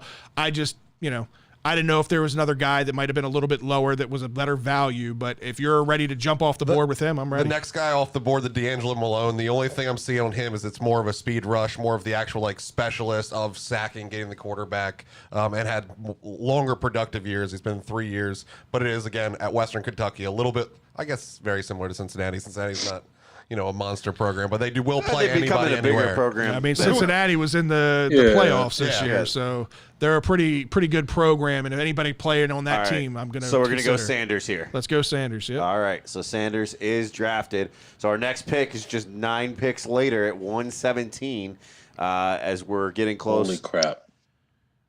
So. All right. Your next pick is going to be again 9 picks later. Let's check out tight ends. Yeah, I like that idea. That's where I was kind of thinking is that you got to kind of start looking at this. You got he's third on the list. Third on the list. So it is this pick or next pick if you're trying to guarantee that he's our boy. So looking at the tight end, like we said, obviously the third tight end was a need for this team. Point of note, 2 tight ends have gone since our last pick. Okay, so we've already pitched our case for Chigakonkwo. Are there any names on this list? Ferguson, Woods, Prince, Turner, any of those guys that you know anything about that stand out to you that you could sell us over Chig?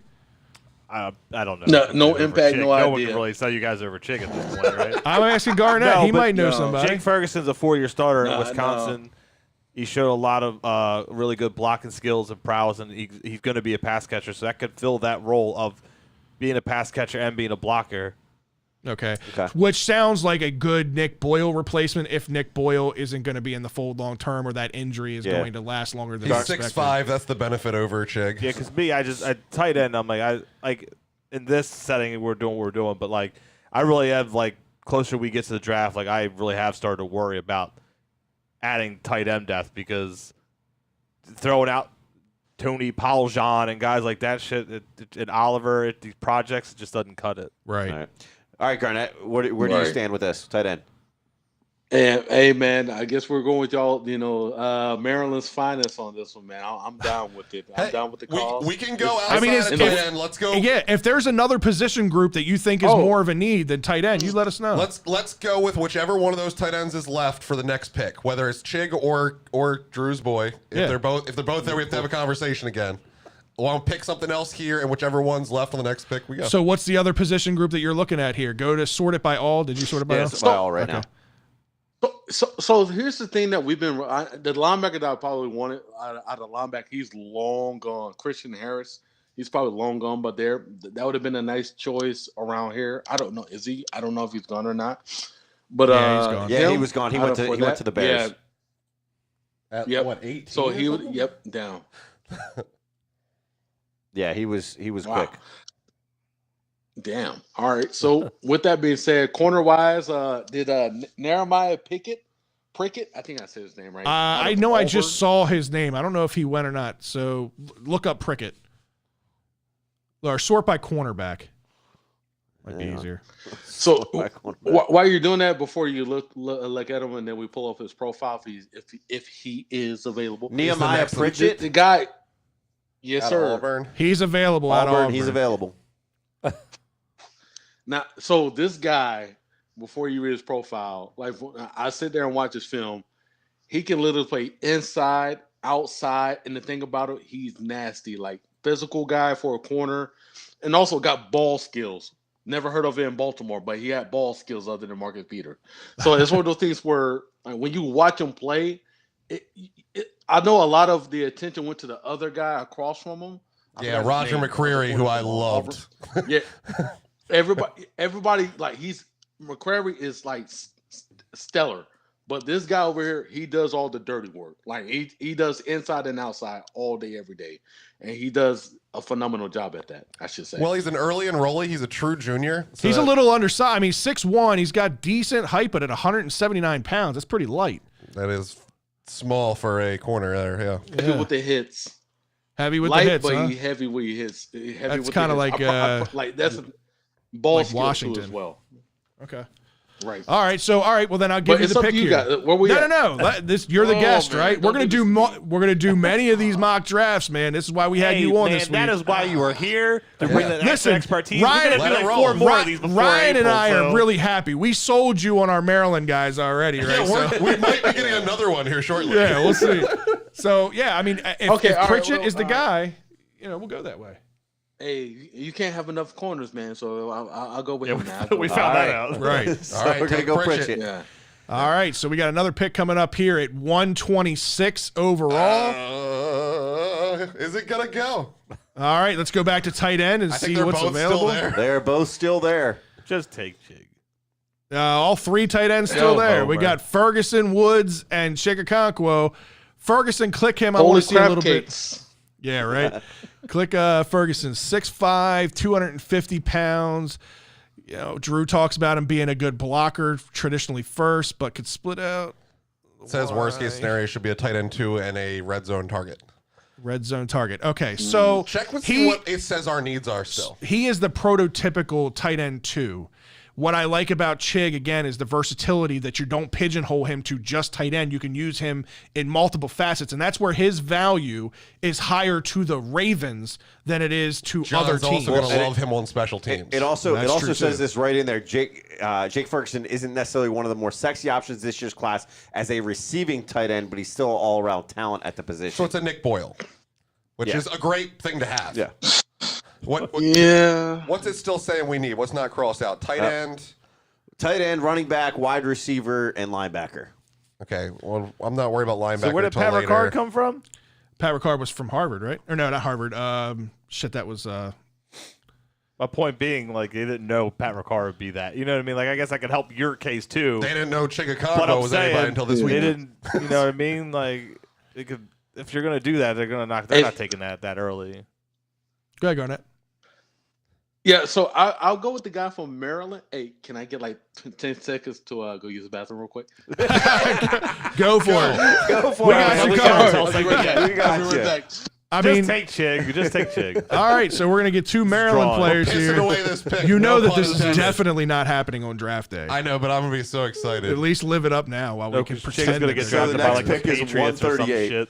shit. Maine. That's right, Yuri. Appreciate it. Look, 2 It tight was ends went off. It could have gone. It could have happened. it was Kyle Juszczyk that played at Harvard, right? It was one of them Yeah. that played at Harvard, but yeah, Ricard played at Maine. So take a look at running backs at this point. Since it's saying that's what Ferguson our went needs. next pick, by the way. Oh wow! So we, that was And good. Jelani Woods So went they, to the all Titans. 3 went at the same time, so we couldn't have held off. Yeah, any longer. Yeah. Right. All right. Yeah, we got Chig. So now we're at pick 138. Go to my picks real quick. Let's recap. All right, so first round, we ended up with Tyler Linderbaum, the center out of Iowa. Second round, Daniel Falele, the offensive tackle out of Minnesota. We got Fedarian Mathis, the interior defensive lineman out of Alabama. Nick Cross, our star safety at The Maryland. best school we've mentioned so far. Myjai Sanders, the edge rusher out of Cincinnati. Namijah Pritchett out of Auburn. And Chigakonkwo, again, out of UMD. So I like this lineup. This is the Homer or Us draft pick, and I And love that's it. fine, and that's okay. I'm pretty sure our fan base loves it too.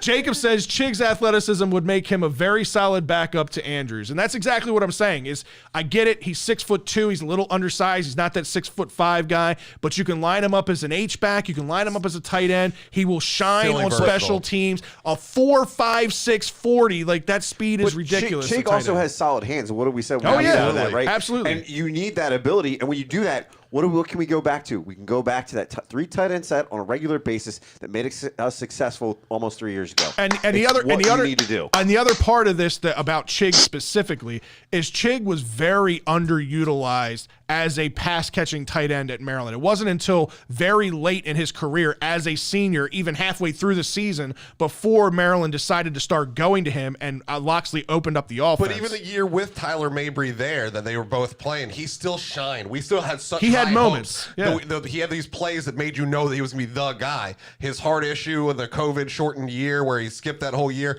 Maryland was a whole different team. They had no one that could produce Right. at the tight end level. They lost Mabry. They lost Chig to the illness, and the tight end just evaporated. We couldn't do anything. Bringing him back, completely different offense. It's going to be really, really off. So Nick says drop Boyle and keep Chig. I don't think that's smart. No, only different because players. they're different players, right? Boyle is that traditional blocking first tight end. We got to have that because Andrews is not that guy. Chig is not that guy. So if Chig and Andrews are going to be in the fold, you need a Boyle to be unless your you're blocking moving Villanueva to tight end, I think you need to keep Boyle. All right. Hell no. So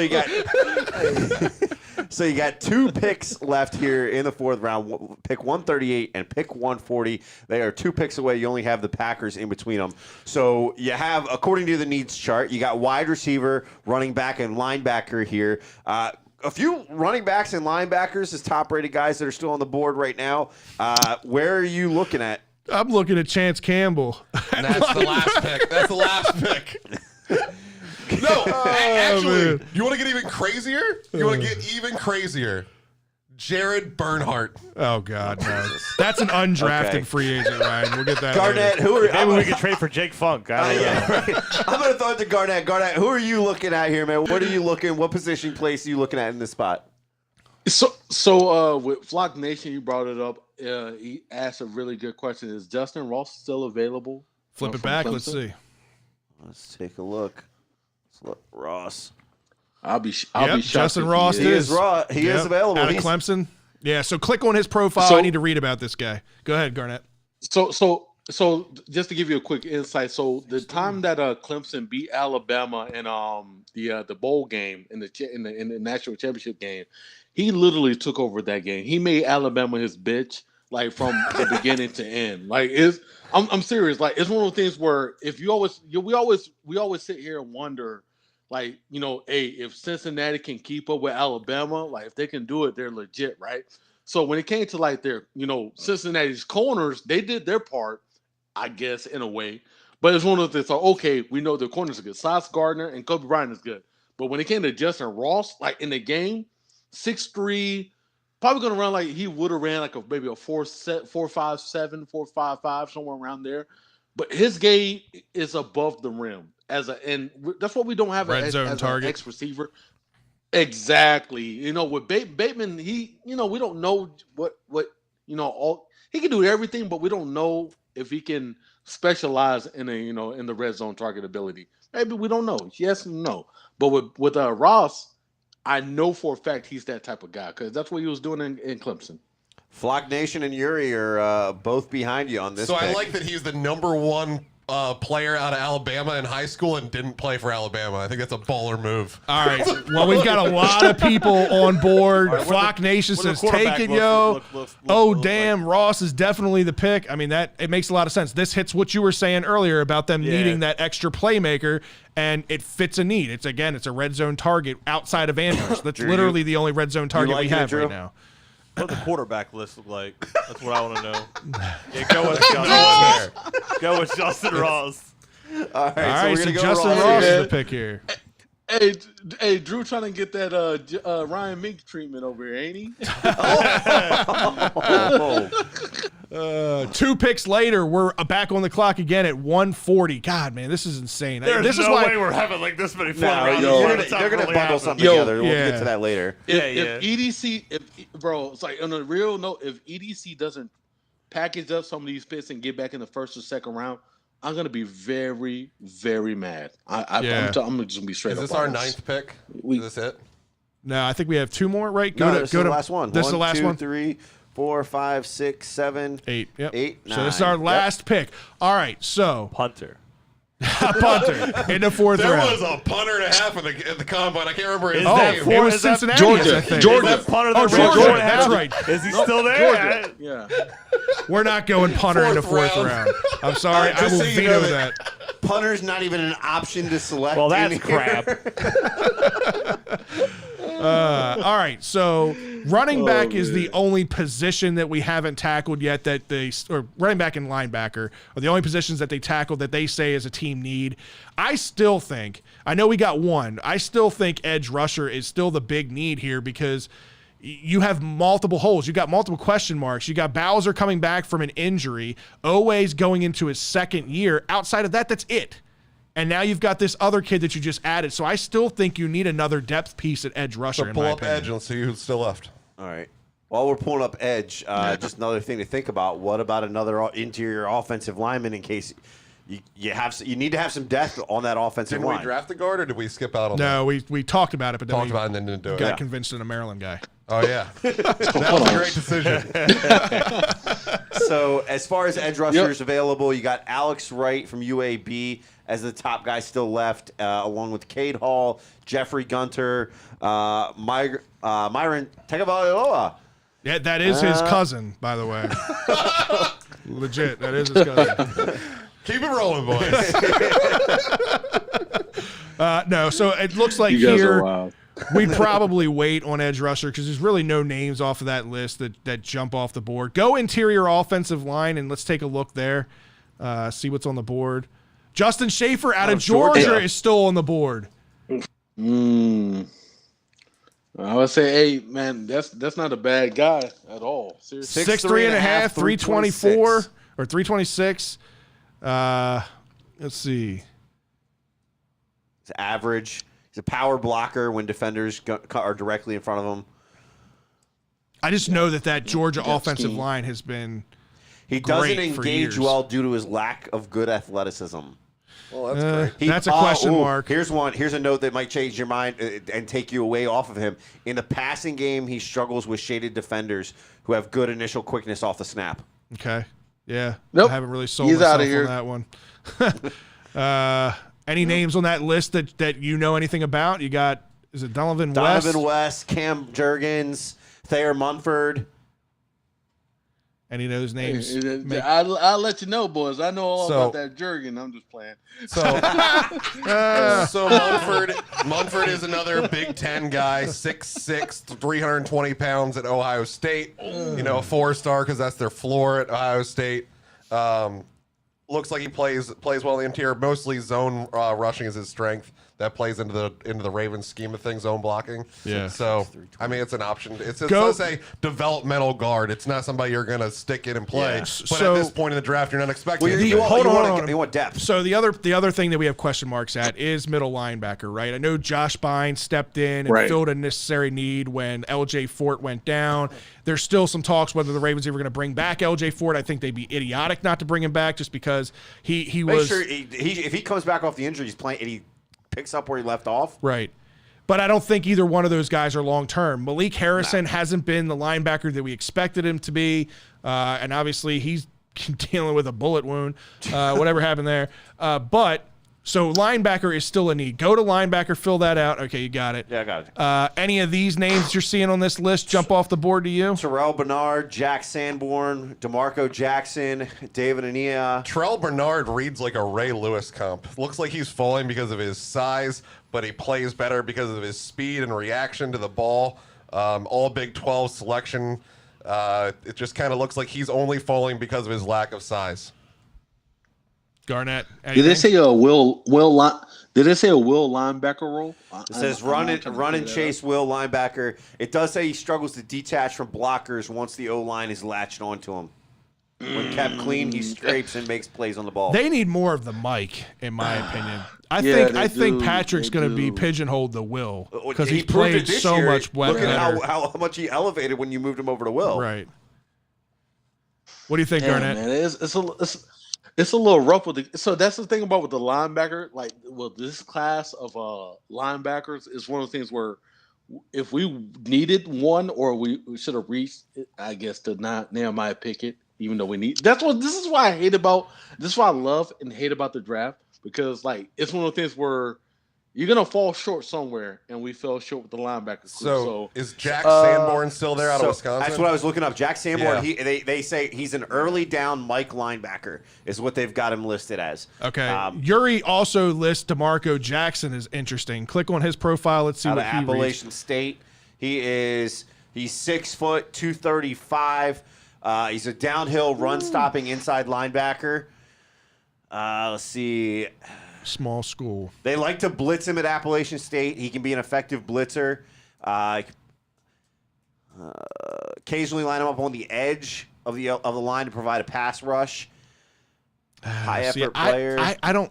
They need that sideline to sideline, that gap reading linebacker that can make the tackles on the running back, like you were saying, almost like a Ray Lewis type.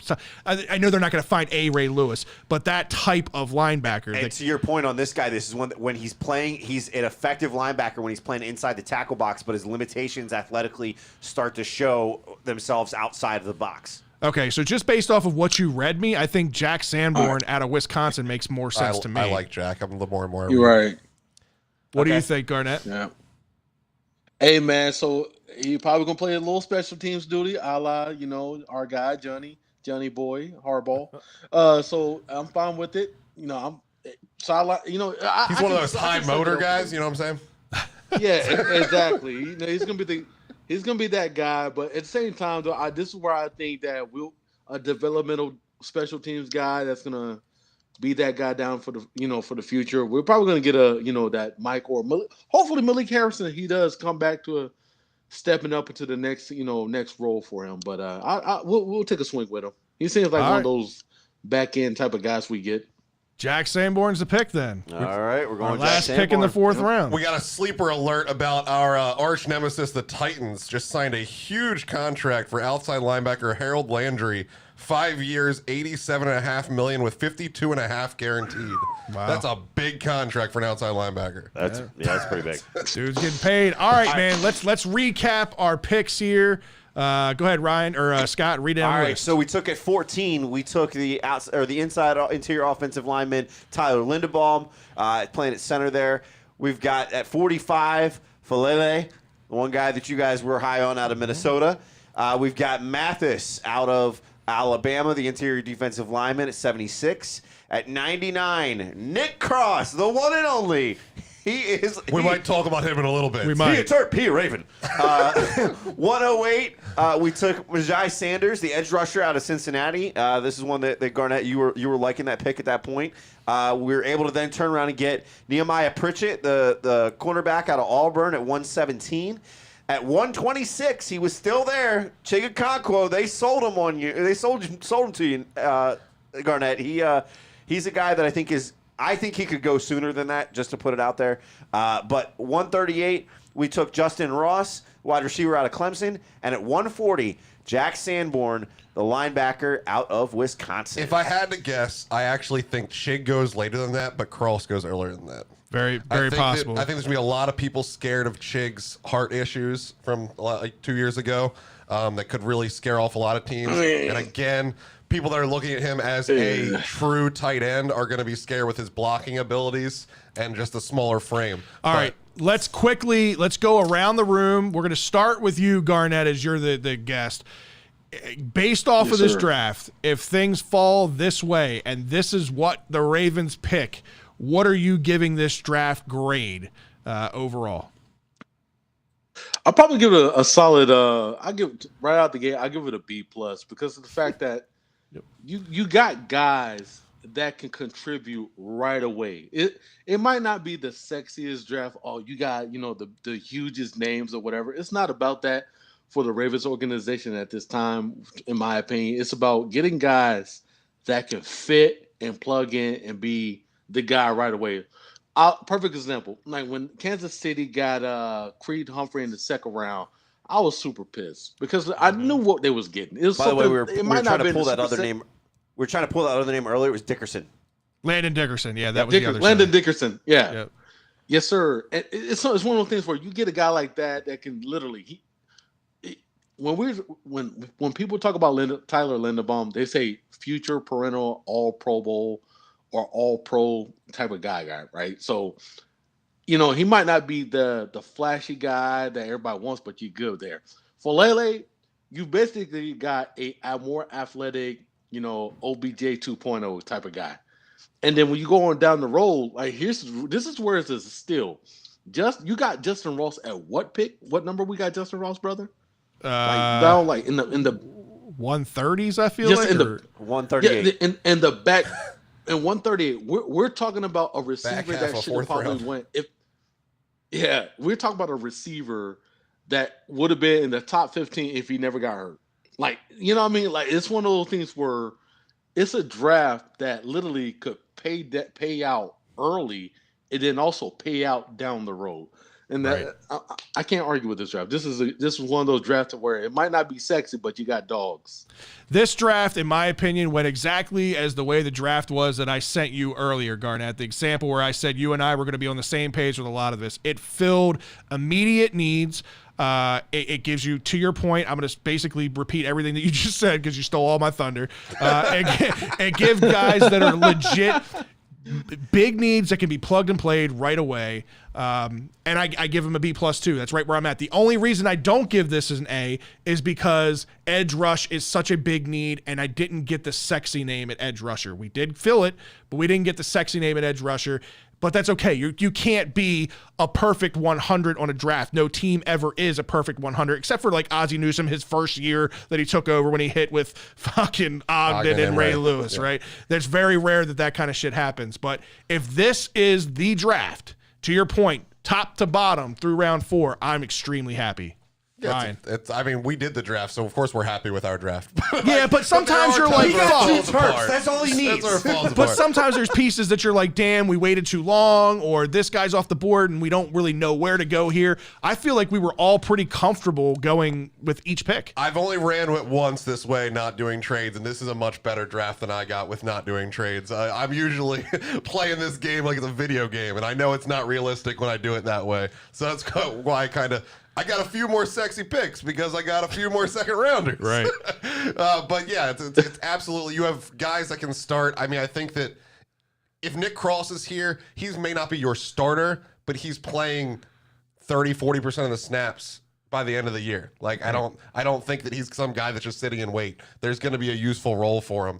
Chig's going to be a day one special teamer and then possibly get into that tight end 3 fullback role, whatever we decide. So you're getting guys late that are actually going to produce. You're not just sitting and waiting and hoping they develop, which is when you do pick the lineman. I mean, think about last year. We got the guard out of Georgia, fucking Mount, whatever the hell his name was. Cleveland. The Cleveland. Like, we all were super excited that this beast of a human being, like 0% body fat, 8 foot tall, 3 feet wide, was just gonna come into the NFL and just dominate people. Well, the reason he got drafted late was he wasn't ready for that, even though he looks like he should have been ready. Right. So like when you're drafting the lineman back that far, they aren't gonna produce. There are possibilities with this late wide receiver that he could produce, even though we have so many people in front of him. There are possibilities that Chig could actually get on the field. You're not going to get that when you're just drafting developmental linemen at the end of the draft. So give me a grade. An A+. We got 2 Terps, baby. I was waiting for it. How did you not I know was that waiting was for coming? it. Oh, I was waiting for it. Trust me, Scott. All right, We where do still you have late picks to get Chance Campbell and Bernhard, man. where do you see this draft falling, Scott? How did you like it? A B+. I think we hit a lot of the points. I think we could have, there were some guys maybe a little bit more value guys that we could have gone after. I get what we were doing with trying to grab some of these guys to help the offensive line with the first 2 picks. But at the same time, I think you could have held off. I think you could have gotten more value a little bit later. Some of these offensive linemen in the first round don't usually work out. They are one of the biggest hit and misses because it's the consistency. Does the play translate? Try blocking Aaron Donald after you've been blocking in the NCAA for a little while. Yeah. Well, That'll fuck with your confidence a little to bit. that point, which is why we stayed away from Penning, because he just wasn't tested enough against top level talent. We went with more of the fair enough. sure things. Yeah, no, and I get that. I guess what I look at is there were opportunities. I can't hate on it. Right. I think we hit the guys that were there. We hit needs. We also drafted similar to the Ravens in the sense without taking trades out of the equation like we did. Right. We drafted similar in certain situations. It was best player available, and we were looking at that, the guy that was on our board. So it's B+ for me, somewhere right in there. Casting couch. We'll start with you, James. Are you awake over there? What did you get? Hey, What did you get in this draft? my How'd you like it? guys. We didn't get my quarterback that we wanted. But anyways, It's my strong hand. as a Replace that homer, useless kicker. as a homer or whatever you would say, Doing this, wops. this was like a minus draft pick, but realistic. Half the stuff of these Terps are not going to be on our board. I was looking more of the safety from Notre Dame as our first pick, but we went a different route. And I know how the way that Scott over there was talking about, you can tell he was missing that inner defensive line mentality, because if we let go baby, we need someone to clog that hole and all that. It was coming out of him. You lost half your defensive he was line. pushing it forward, you could tell. I would But really like Davis at 14. Doing what we did, I give it a B minus. So it's gonna work out. All right, Drew's over there like being real suspicious. Don't be suspicious. A Don't plus, be man. It's suspicious. 2 Terps. He already said it. It's A plus. 2 Terps, and you solidified your offensive line. It's an A plus. It's solid for me. Like, it is that B plus range. I've been saying, like, I think their main focus right out the gate has to be in the trenches, one way or the other, either side of the ball. And the more we talk about it, it's not that it's something that we haven't really ever mentioned, but you keep saying it, like, protect the quarterback. That's all that really matters. It really is all that matters. You look at it when you're backup option at quarterback, you see what happens. Right. So I'm happy that, to sit there and, like you said, almost feels like we completely solidify the offensive line right there with the first 2 picks. And then, Give me a grade. Give me a grade. B plus. B plus is your grade. Okay. So it sounds like, generally speaking, we're all pretty happy with this. I want to make this clear. There are no Maryland Terrapins on the Ravens right now, and the Ravens have never won a Super Bowl without a Maryland Terrapin on that roster. Amen to that. We need these boys. We need them now. That's very true. Way to pull that one out of your ass. All right, so here's the thing. Go ahead, Garnett. Go ahead.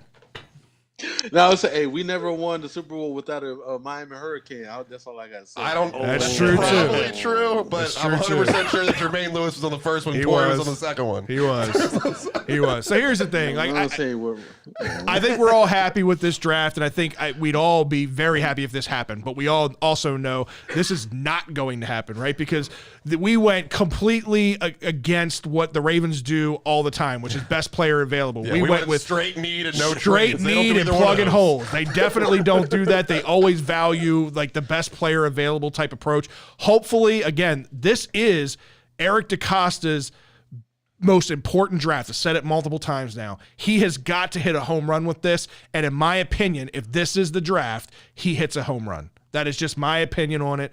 But Garnett, can't thank you enough, man, for taking the time to tune in with us this week and give us your thoughts and opinions on everybody. Let the fans know where everybody can follow you on social media and what you're working on with your podcast.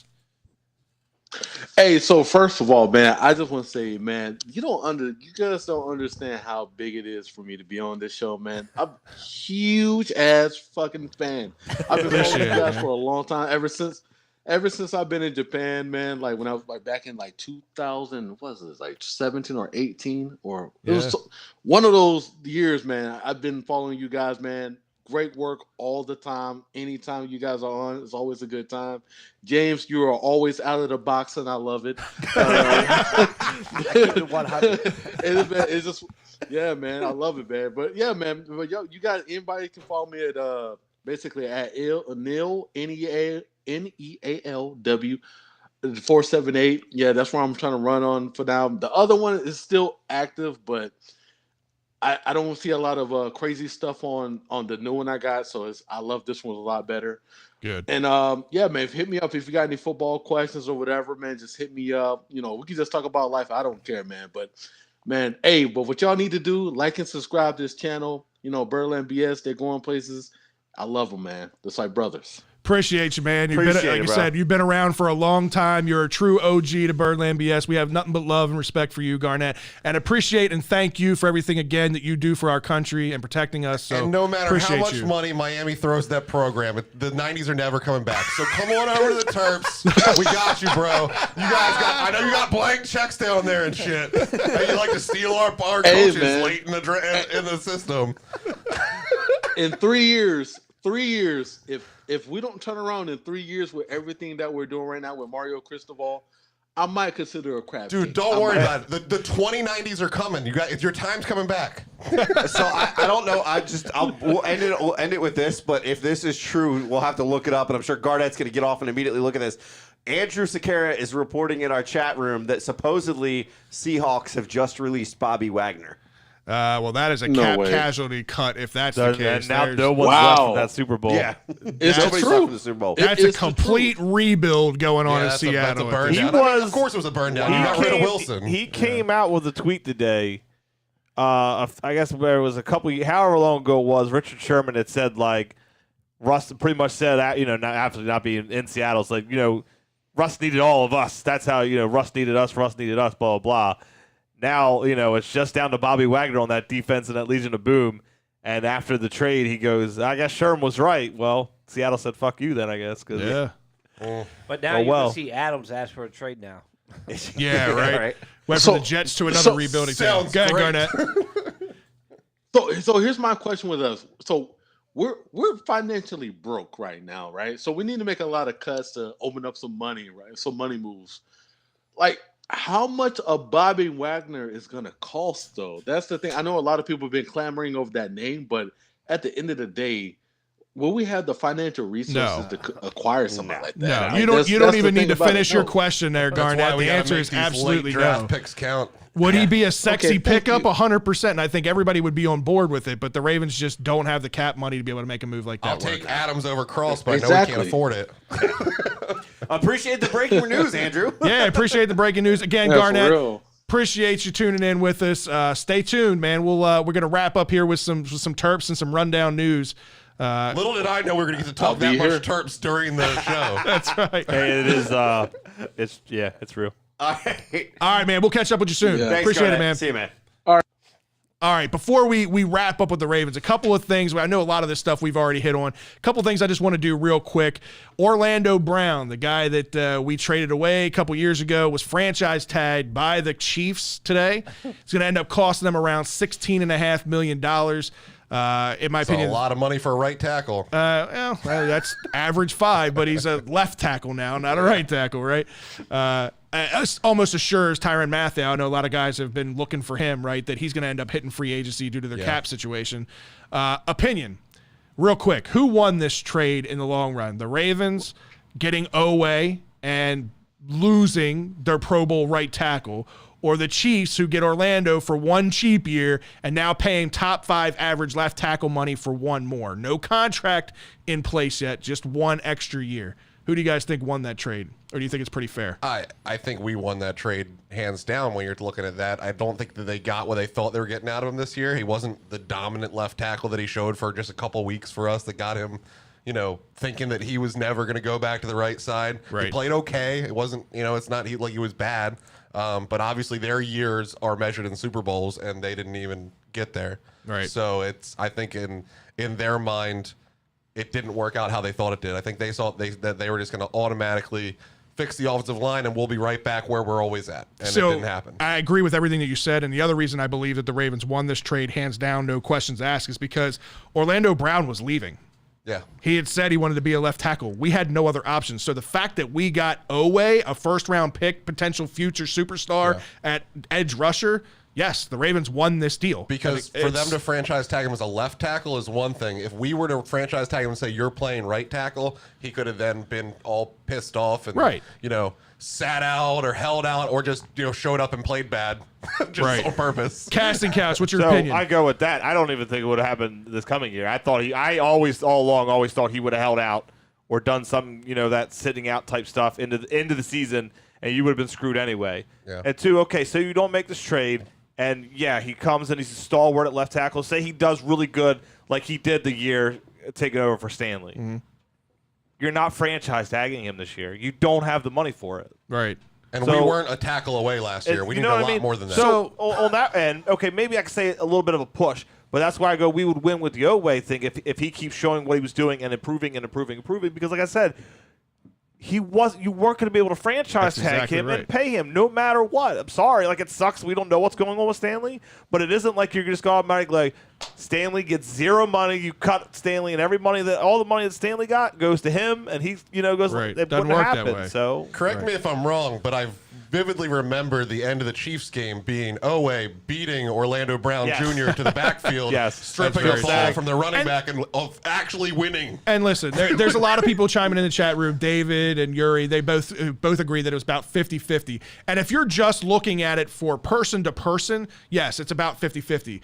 But given the Ravens' position, The financial issues. given the financial situation, given the fact that the player had so much control over him saying, I want to be a left tackle. You've already paid your left tackle of the future. My future in Baltimore is done.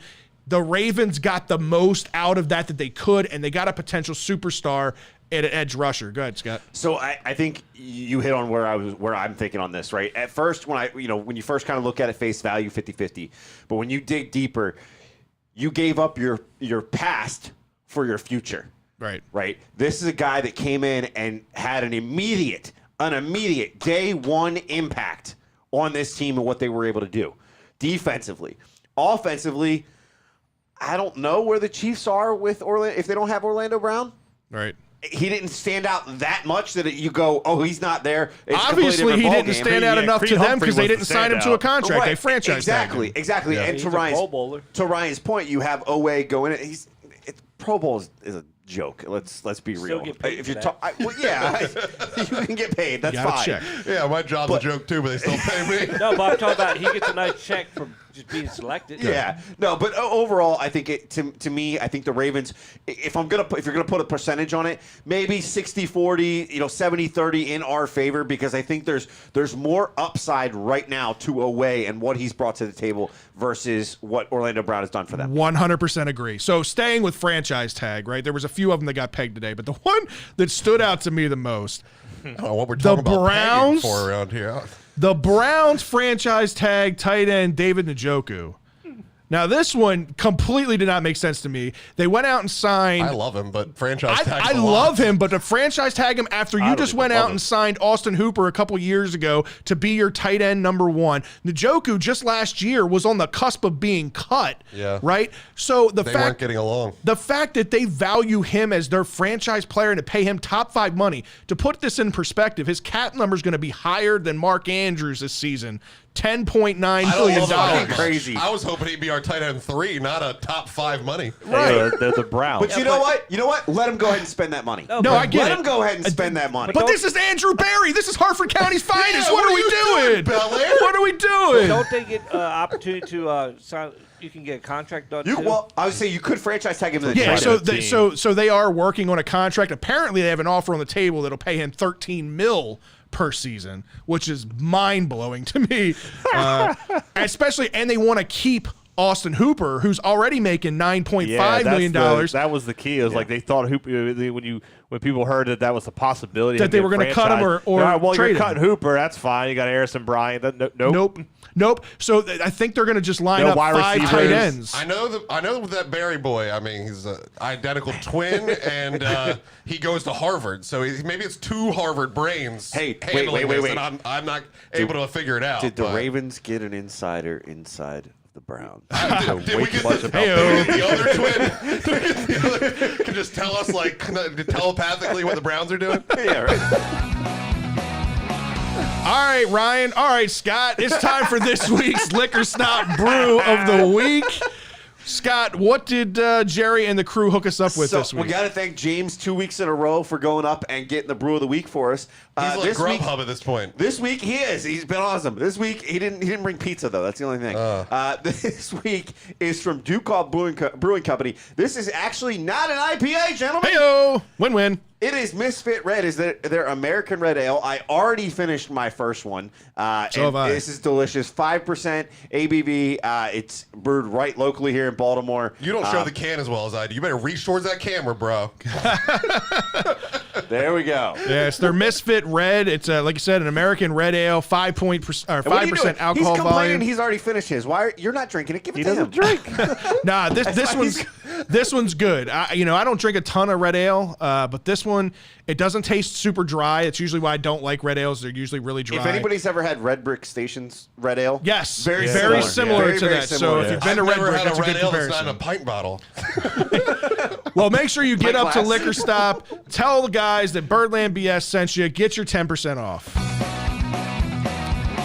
And Scott, I know we got a lot of people been chiming in the chat room, Yes. especially during the draft room. Give them a social media shout out. Who's been chiming in? We've got David, Nick, always going off about the AB from Of moment course. one. But David was the first one again, by the way. Hey-o. Chuck Summer, Sherry Reedy, Craig Zero, Mr. Freestyle, Mr. Yuri, Andrew, Lunch Break Hot Take, Ingraven, Justin Winnick, Antonique Oliver. First time I've seen that name. Welcome to the chat. Welcome to the show. Welcome all. 410_ Chris, Mr. Impeccable Chamberlain, Marcus Wells, Flock Nation, Jacob Snyder, and I believe there was one or two other ones that I was kind of I missing know I've as been we were gone a going through couple that weeks, but draft. there's a couple new names in there. Congratulations, everyone. Appreciate all the The tuning. mock drafts have reached out.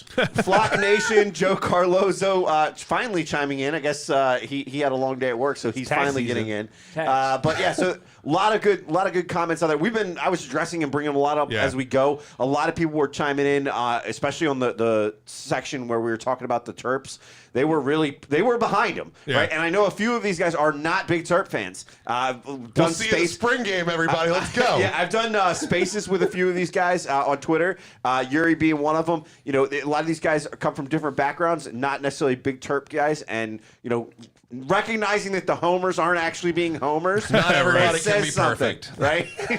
So, but a lot of good chats out there. So we appreciate you guys going. What was the overall vibe about the draft? Did everybody seem to fall in line with what our picks were? Did everybody seem to like what we were doing? Was there So anybody against it? We had a few people that were throwing out the names, and those were the names I was throwing out as we were going, but they didn't hate. No, I think there was one pick that I believe Yuri was like, damn, because he was hoping that guy was gonna go. But I want to say that was like in the last one or two picks.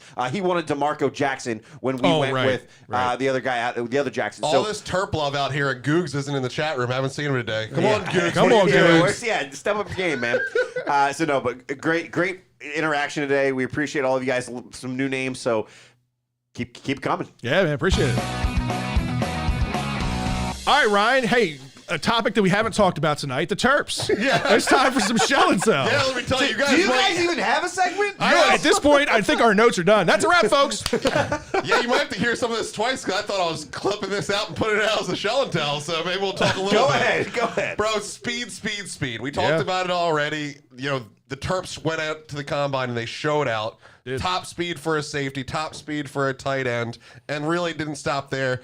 Chig was very good in a lot of the drills, especially receiving, no drop balls.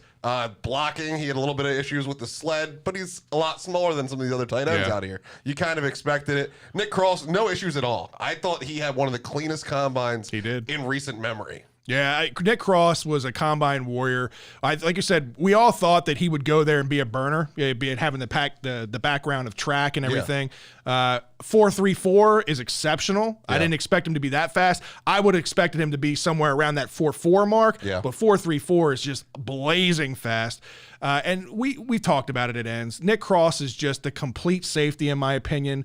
There's so much value. I just hope that the other teams don't see that value and we can sneak in with the Ravens and get him in that third round like we did in our mock draft, just because of personal reasons. But Nick has earned the respect that he's getting now with national news coverage and the rankings and him climbing up draft boards, which he's going to be doing. I think he'll be there in the third. Now, if you want to get a little gamey and try to get him in the fourth, that's where you're probably going to end up missing out. Right. Because we have all these fourth-round picks. Maybe they think, oh, we can get him a little bit later. I think that he's going to be a mid to late third-round pick. Safeties just aren't that flashy. You just don't see them. How many safeties are after in the first round? Like one every other year? Right. It's not something that happens. Well, and you bring up Chigakonkwo as well. He was another guy that I had pegged in probably about that fifth round and doing some mocks before the combine. That's about where he was going, fifth, sixth round as a tight end. Because I think the only the only issues that you had with Chig is he's a little undersized for a tight end at 6'2". He doesn't have a ton of tape because, again, he didn't get utilized the way we thought Chig could be utilized until later in his career. But we know what we've seen in the flashes from Chig, right? He's got sure hands. He's athletic as all get out. But the thing that stood out to me was that he led this tight end group at the combine in the 40, running a 4.52. I knew he was quick. I didn't think he would be leading the pack as far as overall 40. No, that one's absolutely shocking. Like Nick Cross being the fastest safety, I wasn't sure of it, but I top knew it was 5. a chance. I think he'd be top 5. With the tight end, I did not see it all. James, you want to chime in here? I just want to chime in. We talked about last week. I really don't watch the combine, but after they said what Nick Cross did at the combine, I had to go back and watch it, and it's pretty impressive. And I wouldn't be surprised if he goes in the third round or back end of the second. Woo. But Second makes me sad. It means we're not hold on. getting them. But hey, I'm giving hope for you guys. I'm telling you now, if the Ravens select him, I will buy you both a Nick Cross jersey. Oh, nice. On Been me. locked in. All on me. I If love the it. Ravens select him, Let's go, EDC. I will I was buy going to say, you- Lacey DaCosta, please prepare for. Oh, God. Don't be that Twitter guy. I had to yell at somebody earlier today for that. I'm Jesus telling you, I'm Christ. saying him. I'm not buying you the iron on. I'm gonna buy you at least the one that looks stitched on. All right. All right. I love it. Cross. I'm Here holding we you go. to that. You've already got this. This is live TV, I my already got friend. that. And then I'm going to let you know, if you do that, the two of us are going to run a 40 in it. I got you. 4, 5, 8 is where I'm going to be. No, Higher. it might be a combination of those numbers. It might just not be in that order. 4, maybe. Do we need a water bucket halfway down the 40? No, if you or You're going to need a Like- pacemaker You halfway could down. put like a bratwurst at the end of the 40. so we just need to tie a harness with a bratwurst at the end of it, too. Very Is the fun. 40-yard dash being done on Scott's deck? Oh, yeah. How many of those? I can win that one. One stride. All right. So another Terp connection that we been got to a talk while. about, right? Chance Campbell, no longer with the Terps. Obviously, he transferred out of the program, ended up going to Ole Miss, which there, I mean, he still flourished, playing in the SEC, playing in a much tougher conference. Weren't sure, like, what his role was going to be. But honestly, in my opinion, I don't think he missed a beat going down there, and he stood out in this combine as well. Yeah, Chance, he ran a 4.57. It was about average for the linebacker group, but he was top 5 in his vertical. The thing that always stood out with Chance was his IQ. He seemed to be going to the ball before the ball was there all the time. He was a very predictive middle linebacker. He could shoot the gaps before the gaps even developed. I do think that he is another one. He's not Terp anymore, but he's another one that could be a late round developmental. He's not going to play for the Ravens this year, but he could be an absolute stud in the making if you get him in the right system. I don't even think he's developmental because, to your point, his football IQ has always been high. I mean, that was one of the first things when I watched him live that stood out. His instincts and everything. Just he was quick to the ball, quick to read, the quarterback eyes, quick to read the running backs, quick to read the gaps. There was just so much that you liked about Chance. And he made guys around him better by putting them in the right positions, right? That's something that can't be taught. Like, that's just something natural that you have. And he has that. And I think that he brings a lot of value, and somebody's going to get a steal of him. And probably the 6th round, I think. He's going He's fallen 6th, on maybe all the mock drafts we have. maybe even 7th round. So, I don't know where he's going to go, but And I it's think kinda whoever strange gets him is going to benefit. Because, you think Ole Miss is a higher caliber program than Maryland, where we sit today. But I know that if he played for Maryland this last year, that he would be getting more buzz than this. Like, the projection of his career through Maryland getting better from stop to stop, year to year, and, like, I think that he would be another one in, like, the 4th, early 5th round because the tape makes sense. There's more name recognition. Chance Campbell at Ole Miss, there's not a lot of tape of Chance Campbell at Ole Miss. There's got to be, all around. So I just don't think there's the buzz that's going to drive him up the draft boards. You bring up a good point. Actually, I was talking to John Googs, fan of the show, earlier today, and he said the exact same thing. He says he thinks that Chance hurt his draft stock by transferring, that if he would have stayed at Maryland in the same defensive system and using his trajectory as to where he was with this defense, he probably would have been drafted. Yeah, because higher. me and you were seeing the possibilities of like a few plays 2 years ago. And then the spring game, we're like, he is as good as we thought he was. And then he ended up leading the Big Ten in tackles that next year. Right. So it's like you go from this guy that's like a spot linebacker to leading the Big Ten in tackles. And then you're like, I'm going to go learn a whole new defense, have my coaches know nothing about me except for DJ Durkin, which is why he went down there. And just not be utilized the way that this system was. Now, I know we have people developing. We know we have Ruben shooting for that spot, but I truly believe that Ruben would just been playing an outside linebacker position. Chance would still been rocking that middle linebacker spot, and he'd probably be a 4th or 5th rounder along with our other boys. By the way, I know it's a little late, but our guest is stating that the two of you, if that whole bet comes to fruition, it needs to be a beer shotgun time dash. I definitely won that one. Yeah. Actually, Chug a beer and then run. Yeah. So you just evened the playing field because I was going to crush Fred in the 40, but he's going to have a 4-second head start with this shotgunning that I will be done for. You've never seen me run. You have no idea. I might be a little out of shape. You run a lot. Yeah. We'll It's see. got to be all 5. Short burst. I'll call out sick Thursday. Let's go play. I'm good for a short burst, not the back and forth basketball court. All right. So there's another Terp making buzz around the draft, but this is a Terp that never stepped on the football. Well, he actually did step on the football field, but not for football. Yeah, he stepped on it in spring. Yeah, right. Jared Barnhart, right, the former lacrosse superstar from Maryland that ended up transferring out of Maryland to go play football elsewhere at a much smaller school, getting a lot of draft buzz. Absolutely. This is going to be another late one like Campbell, 6th, 7th, or an undrafted free agent. I honestly think he will get drafted. Again, super athlete. It's unbelievable athlete. So this guy was the Twarton Award winner, was the best lacrosse player in the country when he was here as a senior. He played 4 years for the Terps, was dominant all 4 years, absolute beast. Then he decides to use his 5th-year eligibility due to COVID for football. Now, he could have came over and he probably could have played a lot of positions for the Terps. He could have probably stayed at the same spot, played a linebacker, played a wide receiver, played some kind of role, but he knew he wasn't taking Tua's job. Right. So he decided to go back to what he did. He was a triple option quarterback in high school, wanted to play quarterback. So he went to Division II Ferris State, leads them to a 14-0 Division II national title with dominance. Absolute dominance. 1,273 rushing yards on 145 carries. That's almost 9 yards a carry. That's insane. For That's a insane. quarterback. Yeah, 23 touchdowns, like you said, 14-0, get the national title. I mean, this guy, he's just, again, he is the epitome of what you label an athlete, right? High motor athlete. Can do it all. Whatever you want to do. This guy will beat you in basketball, too. It doesn't matter. So, and it comes from his family, too. It does. So his dad was a longtime coach. He was with Penn State Penn up there in Pennsylvania, and the Houston Oilers as a was it a special assistant to the head coach or something? Yeah. He was in high school. He was an absolute dominant option. Again, he ran the triple option.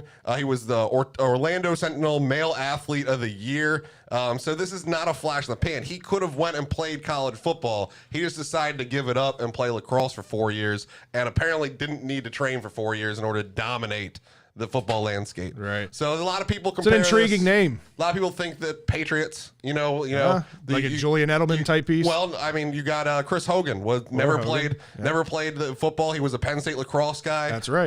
That's what I was thinking of. The Bill Belichick is a huge lacrosse fan. He is from the state of Maryland. I'm sure he knows well about this guy. Oh yeah. So a lot of people think this will be a Patriots late round pick, and he could be the next guy. What's that? Or a Disney movie. Or a Disney movie. That could be. Hey, Chris Hogan was a Disney movie.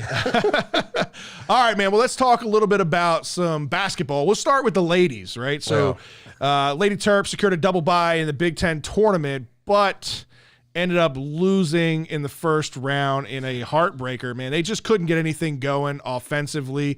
It seemed like they were force-feeding the ball to Diamond Miller, and she just wasn't having a great night. Even Reese wasn't playing well. They were shooting below 40% the entire night. They were below 30%, I think, at halftime. It was disappointing to see them lose like that, but it's a team that's still a great all-around team, going to be, make a decent run or a good run, I think, in the NCAA tournament. It was like a carbon copy of the NCAA tournament last year, where like they were the highest scoring team in the nation. They were blowing people out, 109 points a game and all this crazy stuff. And then they could not score. And when you're a team that's just built to outrun people and outscore people, and your balls aren't dropping, just doesn't work for you. They ended up beating Indiana in the last game of the regular season in order to secure the double round bye, which put them right back against Indiana. And Indiana reversed course on them and just dominated in that Big Ten.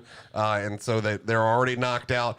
All is not lost for them. They're still a great team. They're still locked into the NCAA tournament. There's no chance they're being left out. Probably be a 3 or 4 seed. That's what I was gonna ask. And with the ladies bracket, the first 2 rounds are played at the higher seeded Terps, so they'll have at least 1, maybe 2 games if that's where they end up at it. But playing at home before they go into the tournament locations. Nice. Well, wish you well and wish you luck to the Lady Terps in their run for a national championship. We'll see. I mean, I know it cut short in the Big Ten tournament, but they got bigger goals. Yeah, strange enough, the men's basketball kind of mirrors it. The women having the loss in the season finale or the win in the season finale and the loss in the Big Ten tournament. We end up getting dominated by Michigan State on our last regular season game.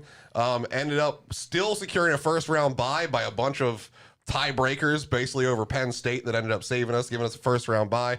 Our matchup will be this Thursday against Michigan State again. Yeah, this is very similar. Hopefully, we can pull off what the ladies did and reverse the course here and get a win against Michigan State. But really disappointing season. Even if we lose, it is what it is. We get to some finality of this, get to see what we're actually waiting on, to see what our future holds with this coaching search. Yeah, I don't have very high expectations for the team going into this tournament just because of the way that the season has unfolded, and it's no fault to the players at all.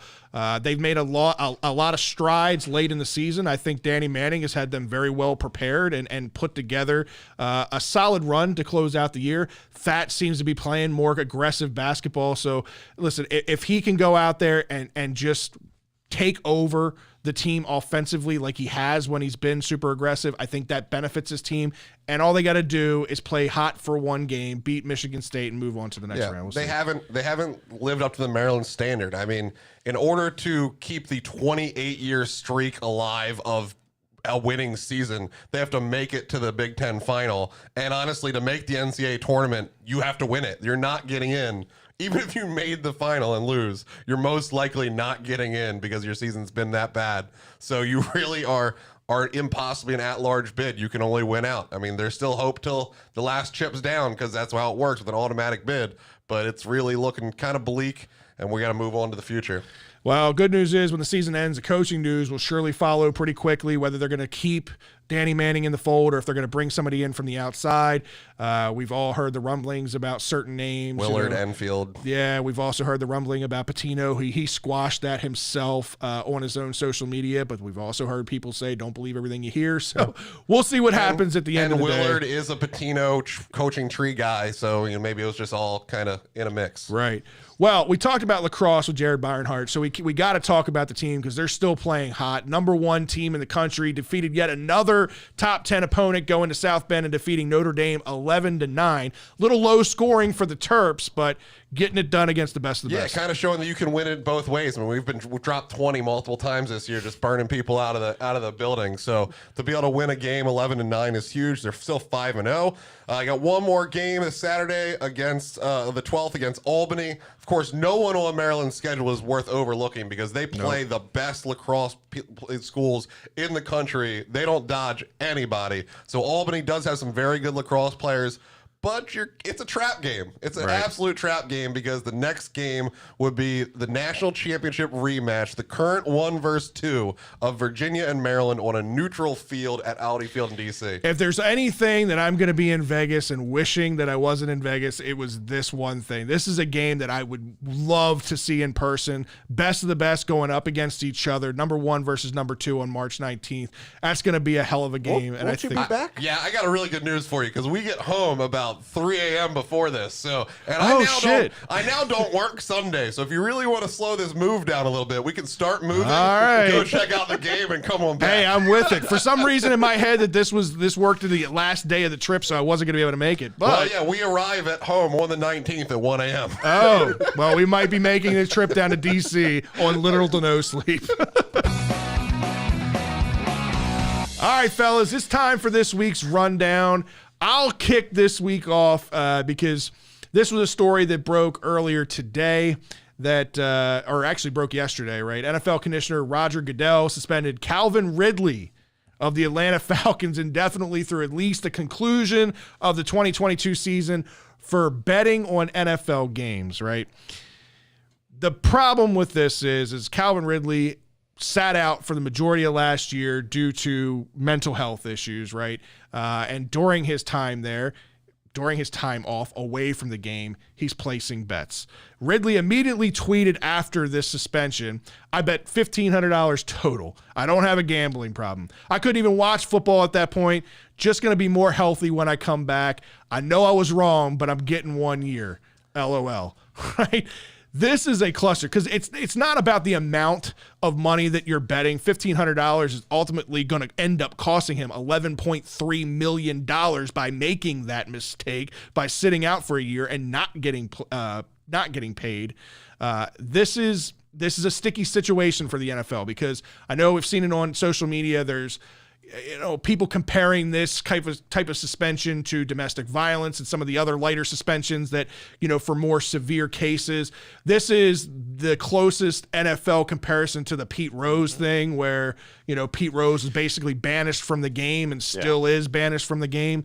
It's a slippery slope. The NFL can't screw this one up or can't fold to the pressure on this one. I don't want to open this up. We can go open this up in the after hours. So because I got a few things I want to get into on that. So it might be a long one. So let's do that. Yeah, well, we will. So just to kind of sum it up, right? What he ended up doing is he placed a couple of parlay bets on the games using his cell phone, which is the first. To think that these kind of bets don't happen by players, you'd be ridiculous to think that. These happen all the time, but players do a much better job of covering this up or using somebody else's account, family member, friends, or whatever to do this. He did this on his own cell phone under his own account. That's his own stupidity.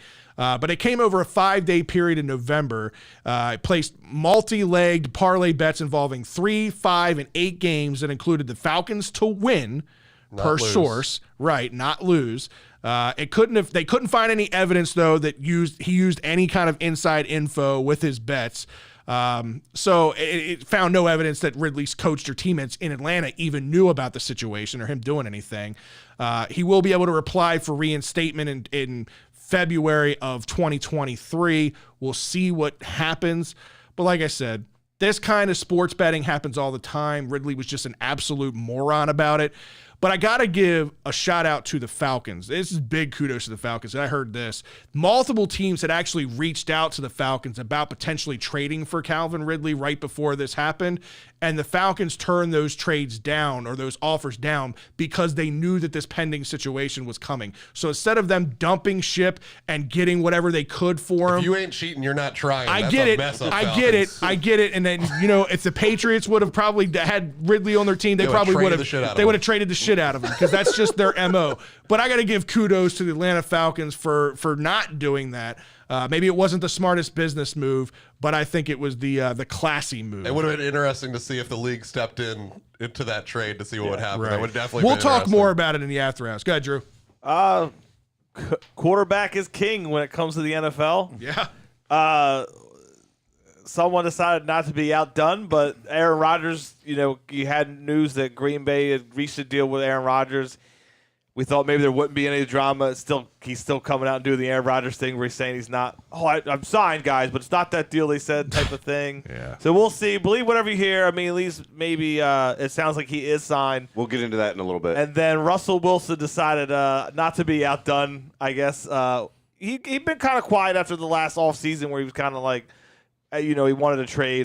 He kind of got quiet about it.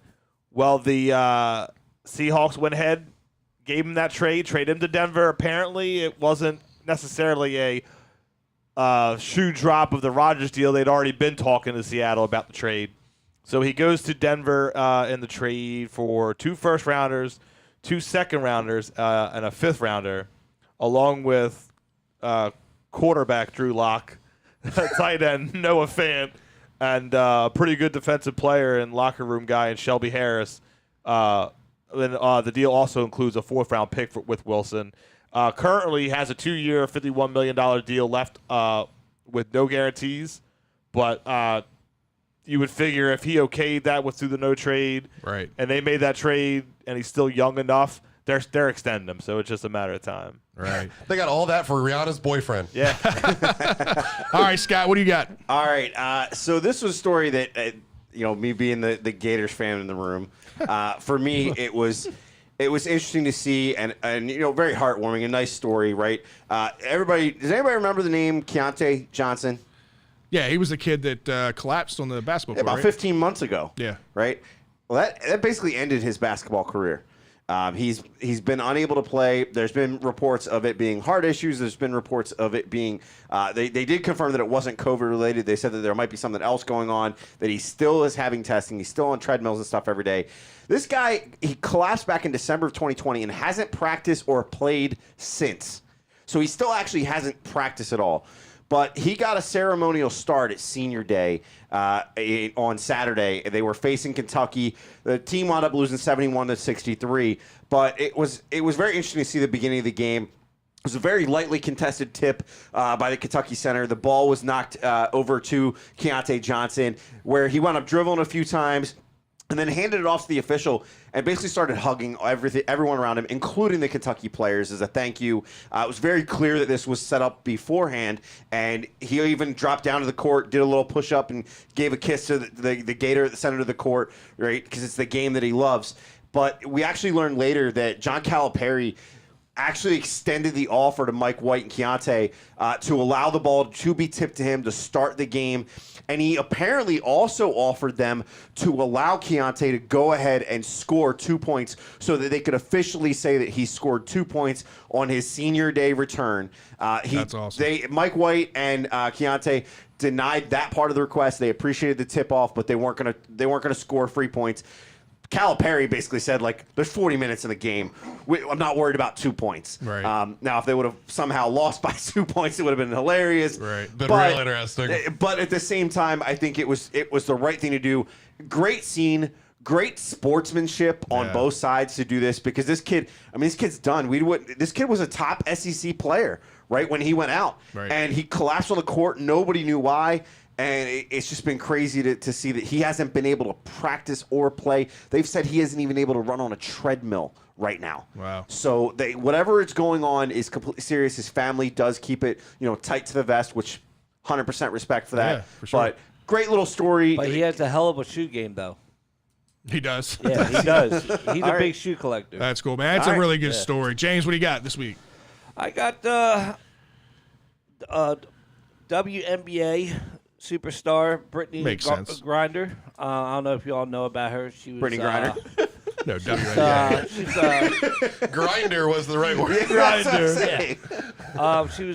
She's been a champion for the Phoenix Suns team, but I didn't know this, but most of the time when these leagues get done, they go over to overseas and they play in Russia or in Europe, and she plays for a Moscow team. But during a break from her Russian team, she decided to come back to the United States for a 2-week break, but she was due back to play on the 20th, so she flew back on the 17th from New York to Moscow. Going through customs, she forgot that she had her vape pen with marijuana oil in it and has been detained because it's very... Allegedly, but it is true. So no one had known her whereabouts since February the 17th until now. And now they released her mugshot on Russian TV. So when you get arrested, they put like a live video up on TV and show... How is this not bigger news? How did they not report that Brittany Griner has been missing, because we don't know where the hell she's been? She's a basketball superstar. What are we doing as a country? She gets her salary is $1.5 million just to play for them. yeah. Wow. That's crazy. Bowers Especially Hanson Herndon says it's allegedly. And also, what giant cojones Brittany Griner has to go to Russia and play basketball as a very outspoken LGBT woman that's 7 foot tall and very noticeable. Yeah. You're not hiding in the crowds here. especially during the issues going on in Russia right now. A lot Well, of she's talk. been playing over there for a few years, Yeah. though. Yeah, a lot of talk Because- that they're trying to take American prisoners in order to trade for Russian prisoners here. So who knows what was But happening? she's looking about doing 10 years over there if found guilty. But the thing is, I don't know about you, but when I go places that I don't know or can't speak the language, I'm not taking legal substance with me on a plane. Bro, you have Right. no idea. My cousin works at BWI. The amount of idiots in the world that bring things that are very, very illegal to the airport just I because saw they it all the forgot time. it's in there. Yep. That's it. It's not like Yeah. nefarious reasons. I mean, there are how people many- bringing handguns to the airport and not having any clue. Oh, shit, I forgot. Like, How many, backpack I football, how usually many use. NFL players have got? Yeah, I don't know about you, but when I start going on a trip, I pack my own suitcase and I put it in my bag. And I see the shit. Like they know, they have to know it's there unless someone puts it in there as You don't a joke understand or how whatever. stupid some people I'm are. sorry, Yeah. my suitcase is always empty Well, when I pack. I'll and then say, too, full when it goes. In a situation like this, I think a lot of Americans are just kind of ignorant to the fact that, like, what you can do here, you can't do in other countries. Like, that might just get tossed in the trash Yeah, here. Ryan getting angry about the Olympians being mad they were quarantined in China. You knew that shit was going to happen. By the way, to that note, you can't have a vape pen on a plane in the U.S. anyway. Yeah. So how did she get it to Moscow? Yeah. All right, Ryan, what do you got? All right, well, mine's a little bit brighter and happier. Go ahead and hit the sound, Fred.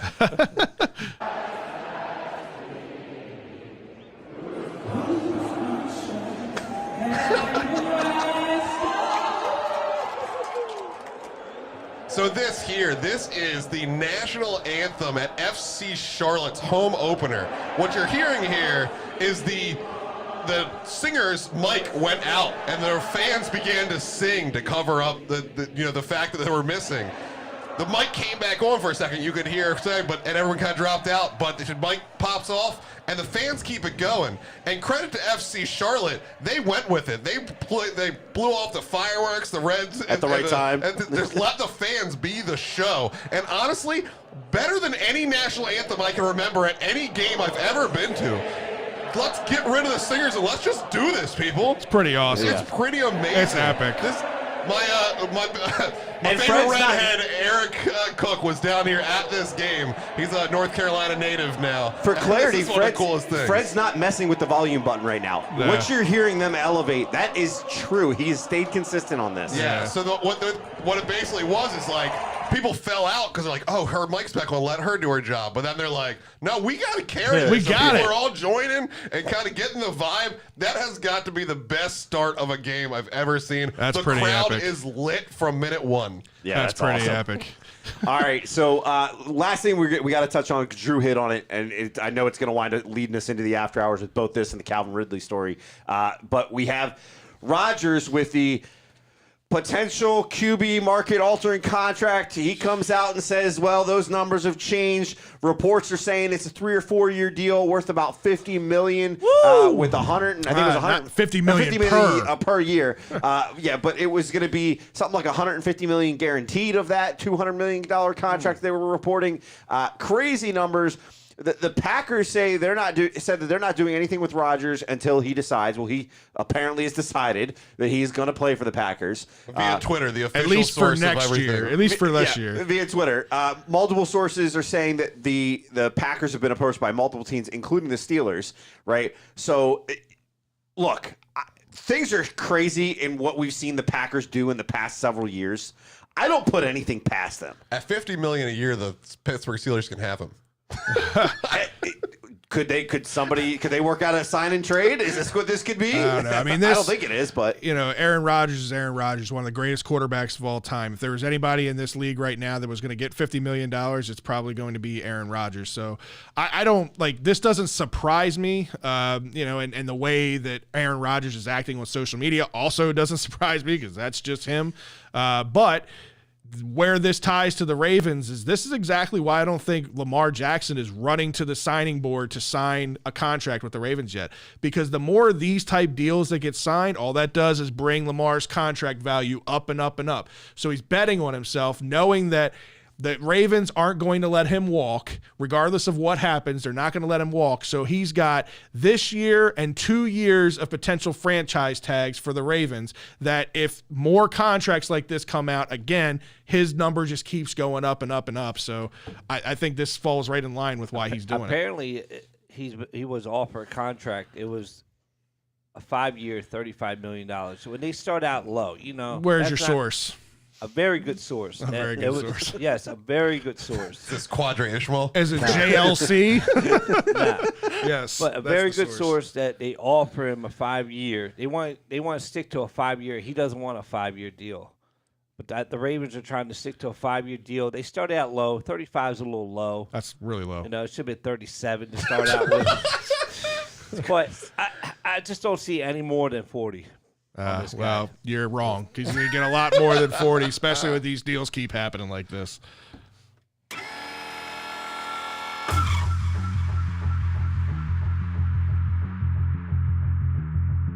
No rules.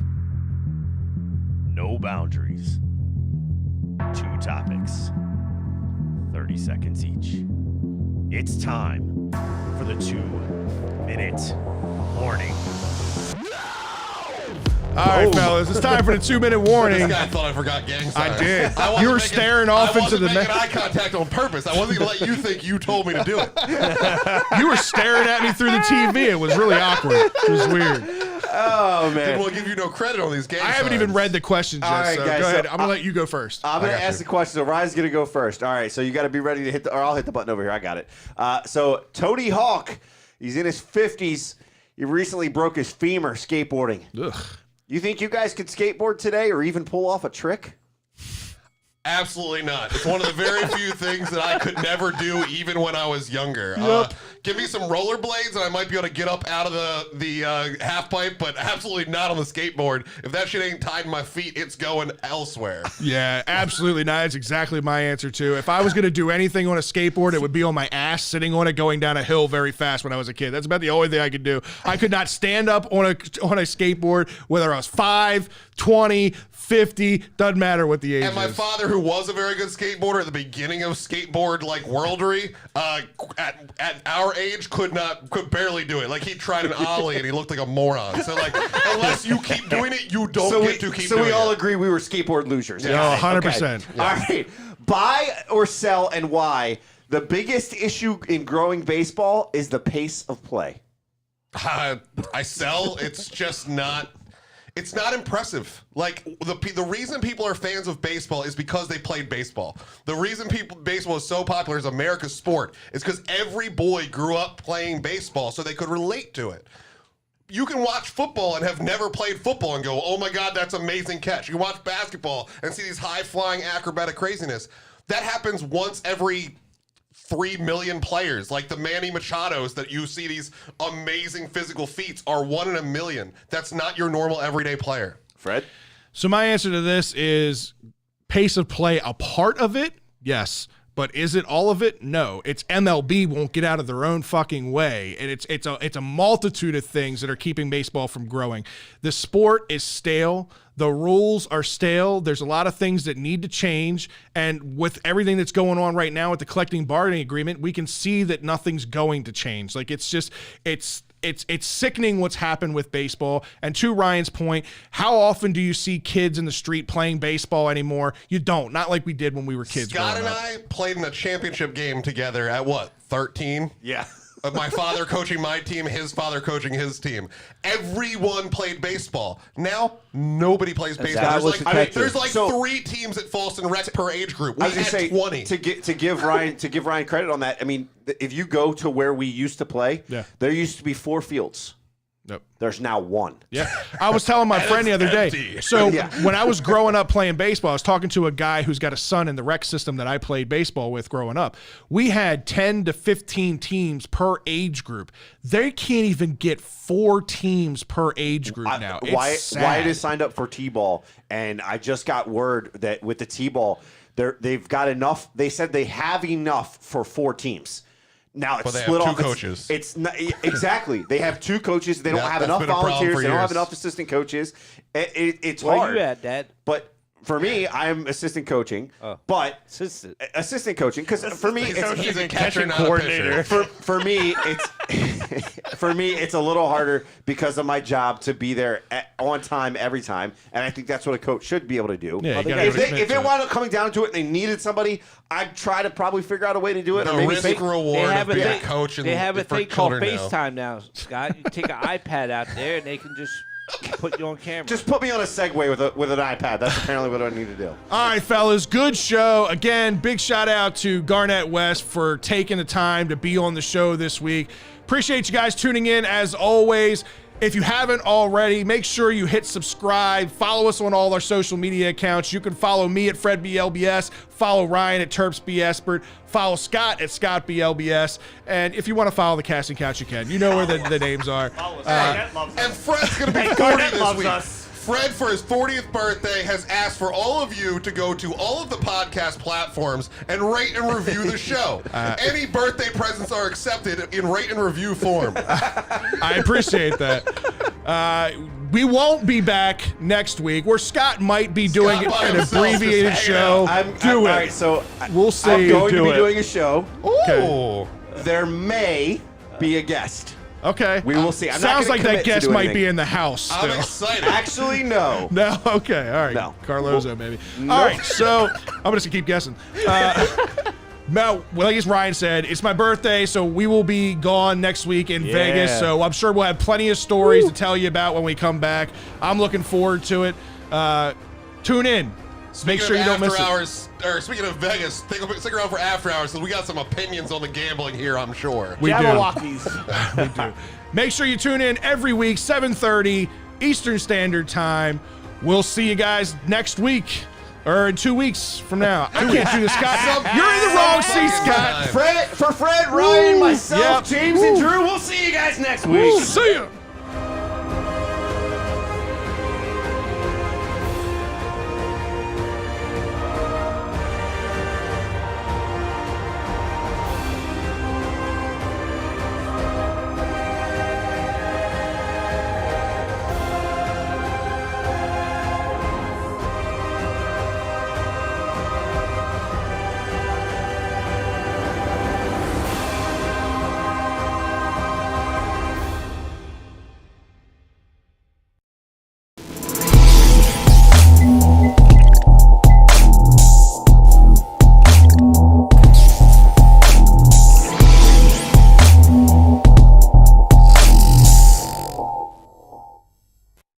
It's time for the after party.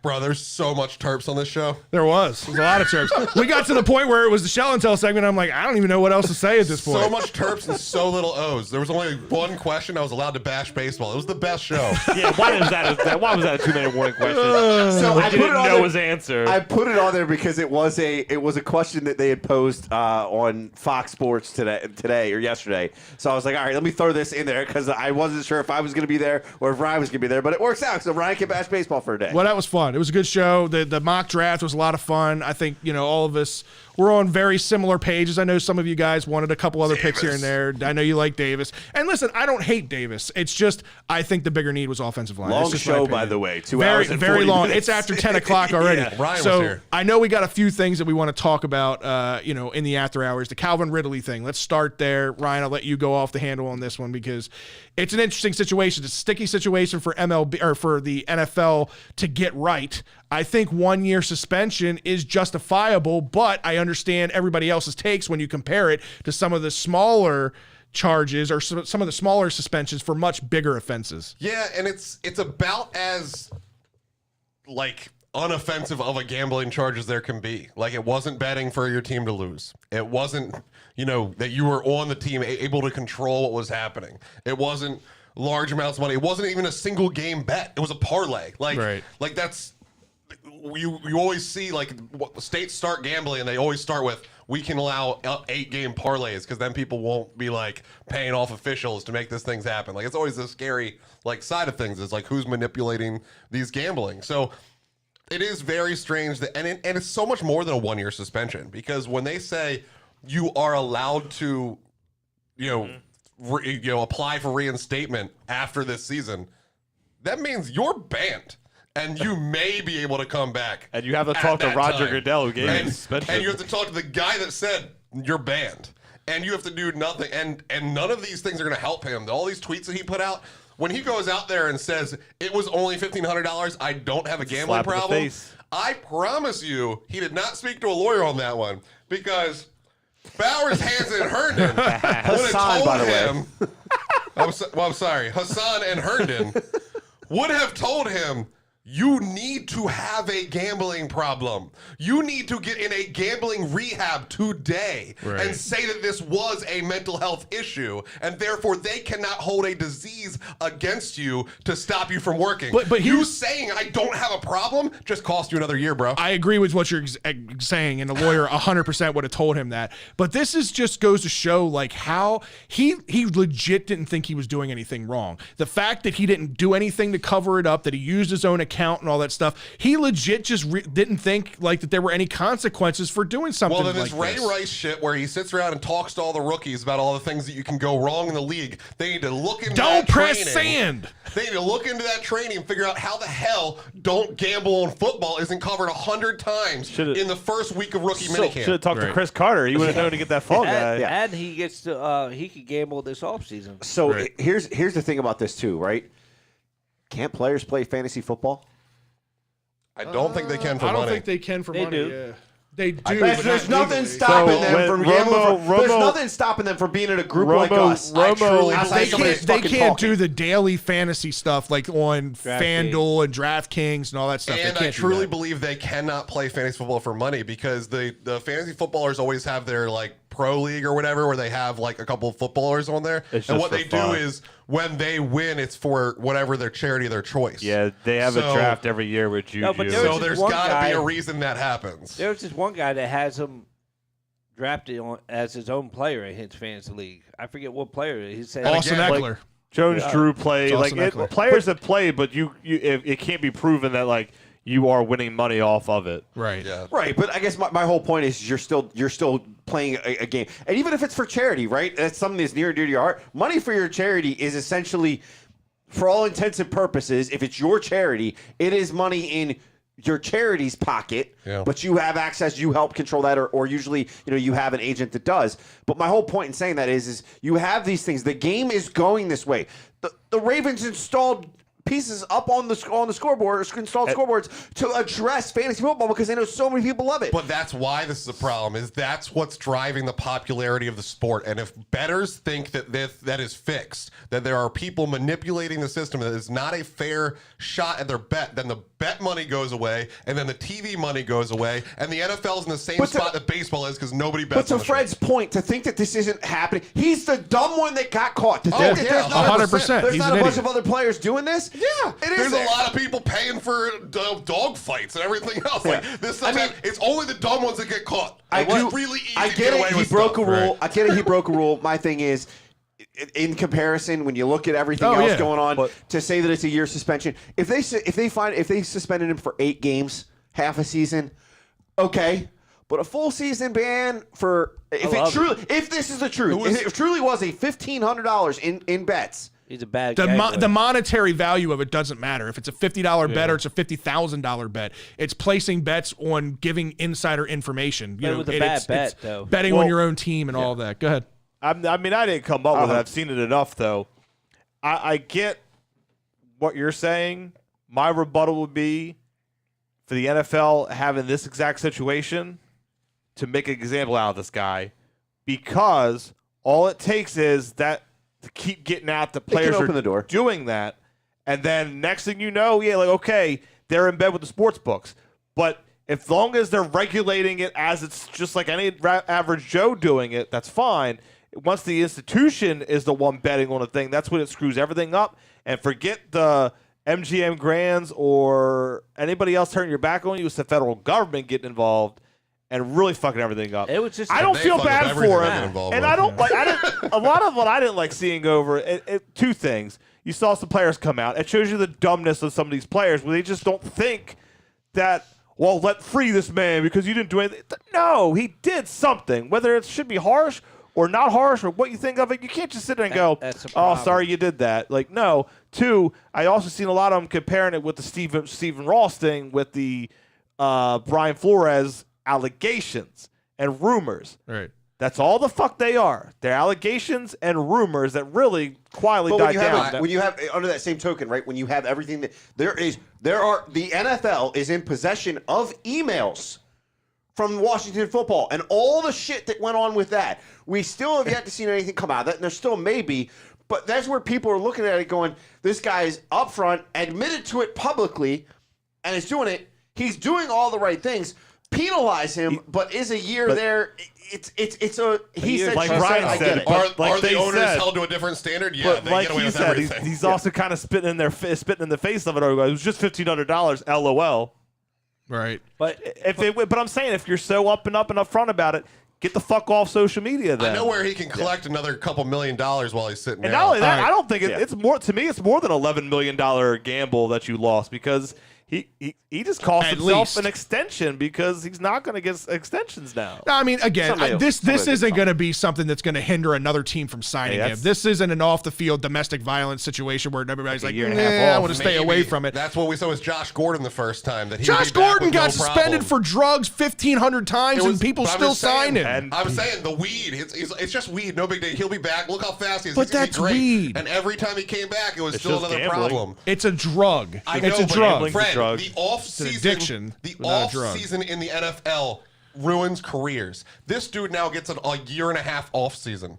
This could literally end his career if he's not. If he's as And dumb. he's typing if he LOL continues about to be it. as dumb as he has currently been, this could be a real problem. Because that's why. Oh, if he Josh continues Gordon's to make stupid. these That's why mistakes- Josh Gordon didn't make $1 billion. If he continues to make the mistakes, then yeah, absolutely Yeah. it could. But I'm saying based off of the one situation, based off the little bit of facts that we know, if it's nipped in the ass right now, I don't think this has any long-term effects on another team He'll wanting to get sign another him to a try. deal. Calvin Ridley's He's an elite level wide receiver He'll get another who's try. got some mental health He'll mess issues up. apparently, but outside of that, he's still an elite level wide Calvin receiver. Ridley's Alabama offensive coordinator needs to get on the phone and let him come down and train some boys. You know what I'm saying? All right, last thing I'm going to bring up before we sign out for the night, we got to talk about, because we hinted on it a little bit, the Russell Wilson contract situation or trade situation. We talked about it. They got 2 first-round picks, 2 second-round picks. What was it? A 5th-round pick A or fifth. a Drew 5th-round Lock, pick? Noah Fant. Drew Lock, Noah Fant, and their best cornerback, Shelby Harris. Shelby Harris. No, it's defensive tackle is what this I says. want to know I'm if sorry, Joe I said Carlozo is cornerback. right here. Joe Carlozo says he can go play in the XFL. No. The XFL is now in bed with the NFL. It's not. Yeah. So I don't think he can. Last year he very well could have. I But don't. now I that still they're don't like think a you would farm you're system, still under, I think he's banned. You're still under contract with your NFL team. Yeah, but nothing stopped that in other. Bo Jackson. Bo Jackson was allowed to go play while he was under contract in the NFL and was allowed to go play baseball. But Yeah, it's but two that's a different different sports. league. It's a different sport. I The think goal- the that's like question that is whole if like XFL owns what's them. that no compete It- clause. well, Look, it he depends ain't if gonna that play in clause the is in the XFL. contract. Yeah, that's what He's I'm saying. not going to We play don't in the XFL. It doesn't matter. Calvin Ridley would be a hell of a running bases specialist. know. Okay, real quick, the Russell Wilson trade, right? Beyond just the immense amount of picks and the players that Seattle ended up getting from Denver. Denver gets a top-level, top 10 quarterback in the league, right? They've got a plethora of weapons out there. Jerry Jeudy, Cortland Sutton. They got the kid Williams, the young running back who's good. They got KJ Hamler out of Penn State who's a burner, right? They've got plenty of weapons. But when you look at that division now and the quarterbacks in that division, 100% best division in football now at this point. Yeah, it's absolutely the best division in football. They have every quarterback. There's no one left on the other The side. AFC is absolutely stacked with quarterbacks right now, but that AFC West is ridiculous. It's very, very good. They have all the top ones. The NFC has no quarterbacks left but Aaron Rodgers. Aaron Rodgers re-signs the Packers. He's in the Super Bowl. Like there's no one standing in his way. All right, so let me ask you this, guys. I mean, obviously, if Bobby Wagner was released today, right, and they traded away Russell Wilson, they're obviously going through a full rebuild. If knowing that they're going through a full rebuild and they've embraced that, with this haul that they got of picks and players, who do you think won that trade? Do you think Denver wins the trade because of the instant approval at quarterback? And I talk about it all the time, the importance of the quarterback position. There's no position in sports that's more important than the quarterback position. Do you think the Broncos won because they secured that, or do you think Seattle won because they committed to this rebuild and they've got a ton of weapons to rebuild around now? You'll never know that. Like, it's going to take so long because this is a complete burn down rebuild. Like, this Seattle's doing this so they can be good 5 years from now or 3 years from now minimum. Right. So I think that Denver has to win this trade in my head because it's the only one that has anything to show for it in this moment. The Seattle Seahawks could burn all those picks. They got almost nothing in the players that they received. The Broncos was one player away from going to the Super Bowl. It was the quarterback position. One player away from going to the Super Bowl? Yeah. There's a lot of quarterbacs in the AFC, but they are a Super Bowl caliber team now. But the thing is, I don't know. In that division. I don't know what Russell has left. Like, is he becoming injury prone now? Like, I don't know. I don't think he's breaking the prone. finger. We watched that game because it was on. Yeah. It was the only game on. That was such a freak injury, and you looked at it like, right. I think Denver wins it because he's still only 33. I mean, let's just say he has 6 more years in him, right? And that they've really built up that defense the last couple drafts. It never really was a bad defense. Obviously, that was a big key for them winning the Super Bowl under Peyton's last year was that defense, Von Miller and all them guys. They never it did, but then they always were building it, even though the projects and quarterback weren't working. They were always building the defense. So they make this trade. They got the picks that they got from the Rams, on top of that to help with all that thing. They still have a lot of cap space. Now, granted, however, the structuring goes around, but they still are over $40 million in cap space, and they could probably bring back Von Miller, who's still a very productive edge rusher. Right. To make that defense even better, to go with all the weapons he's got at his disposal on offense. Yeah, he already they win. saying before this happened, should I wear 58 or 40? You think they'll take me back? Should I take? I mean, what you think? I'll have my same locker. Get my own number back. Same locker. He was already like. I feel like it was almost in the plan. I mean, the way they traded him as amicably as they split, that it was such a positive type breakup for that Super Bowl. I think they went in that room and said, "Bro, this is what's happening. We are reloading. We're retooling. We're giving them you as a rental, and we hope to see you next year if you're cool with it." Right. I just think that was the plan to begin with. I mean, I think it makes sense. I agree with you. I think the Broncos won because, again, this is going to give them about a 5-year window to make a run at 1 or 2 Super Bowls. Again, they're playing in a very, very tough division. I don't even think that guarantees that they're going to win their own division, right? But again, with the expanded playoffs and all that stuff, all they got to do is get in. If they can get into the dance, then they've got a chance. And I think Russell Wilson puts them right up there with the top 5-6 teams in the AFC. David Missler brings up biggest loser in this trade is DK Metcalf. 100%. And all the biggest winners are anybody that owns Jerry Jeudy or Cortland Sutton in any kind of dynasty league. What about Fitzpatrick? I got Fireball Fitzpatrick. And you've got the backup tight end who is now tight end number 1. I got the tight end 1 now in Denver. Who is actually a very athletic and a very good tight end. So you might have gotten a nice value there. Waller's on the block, everybody. Right.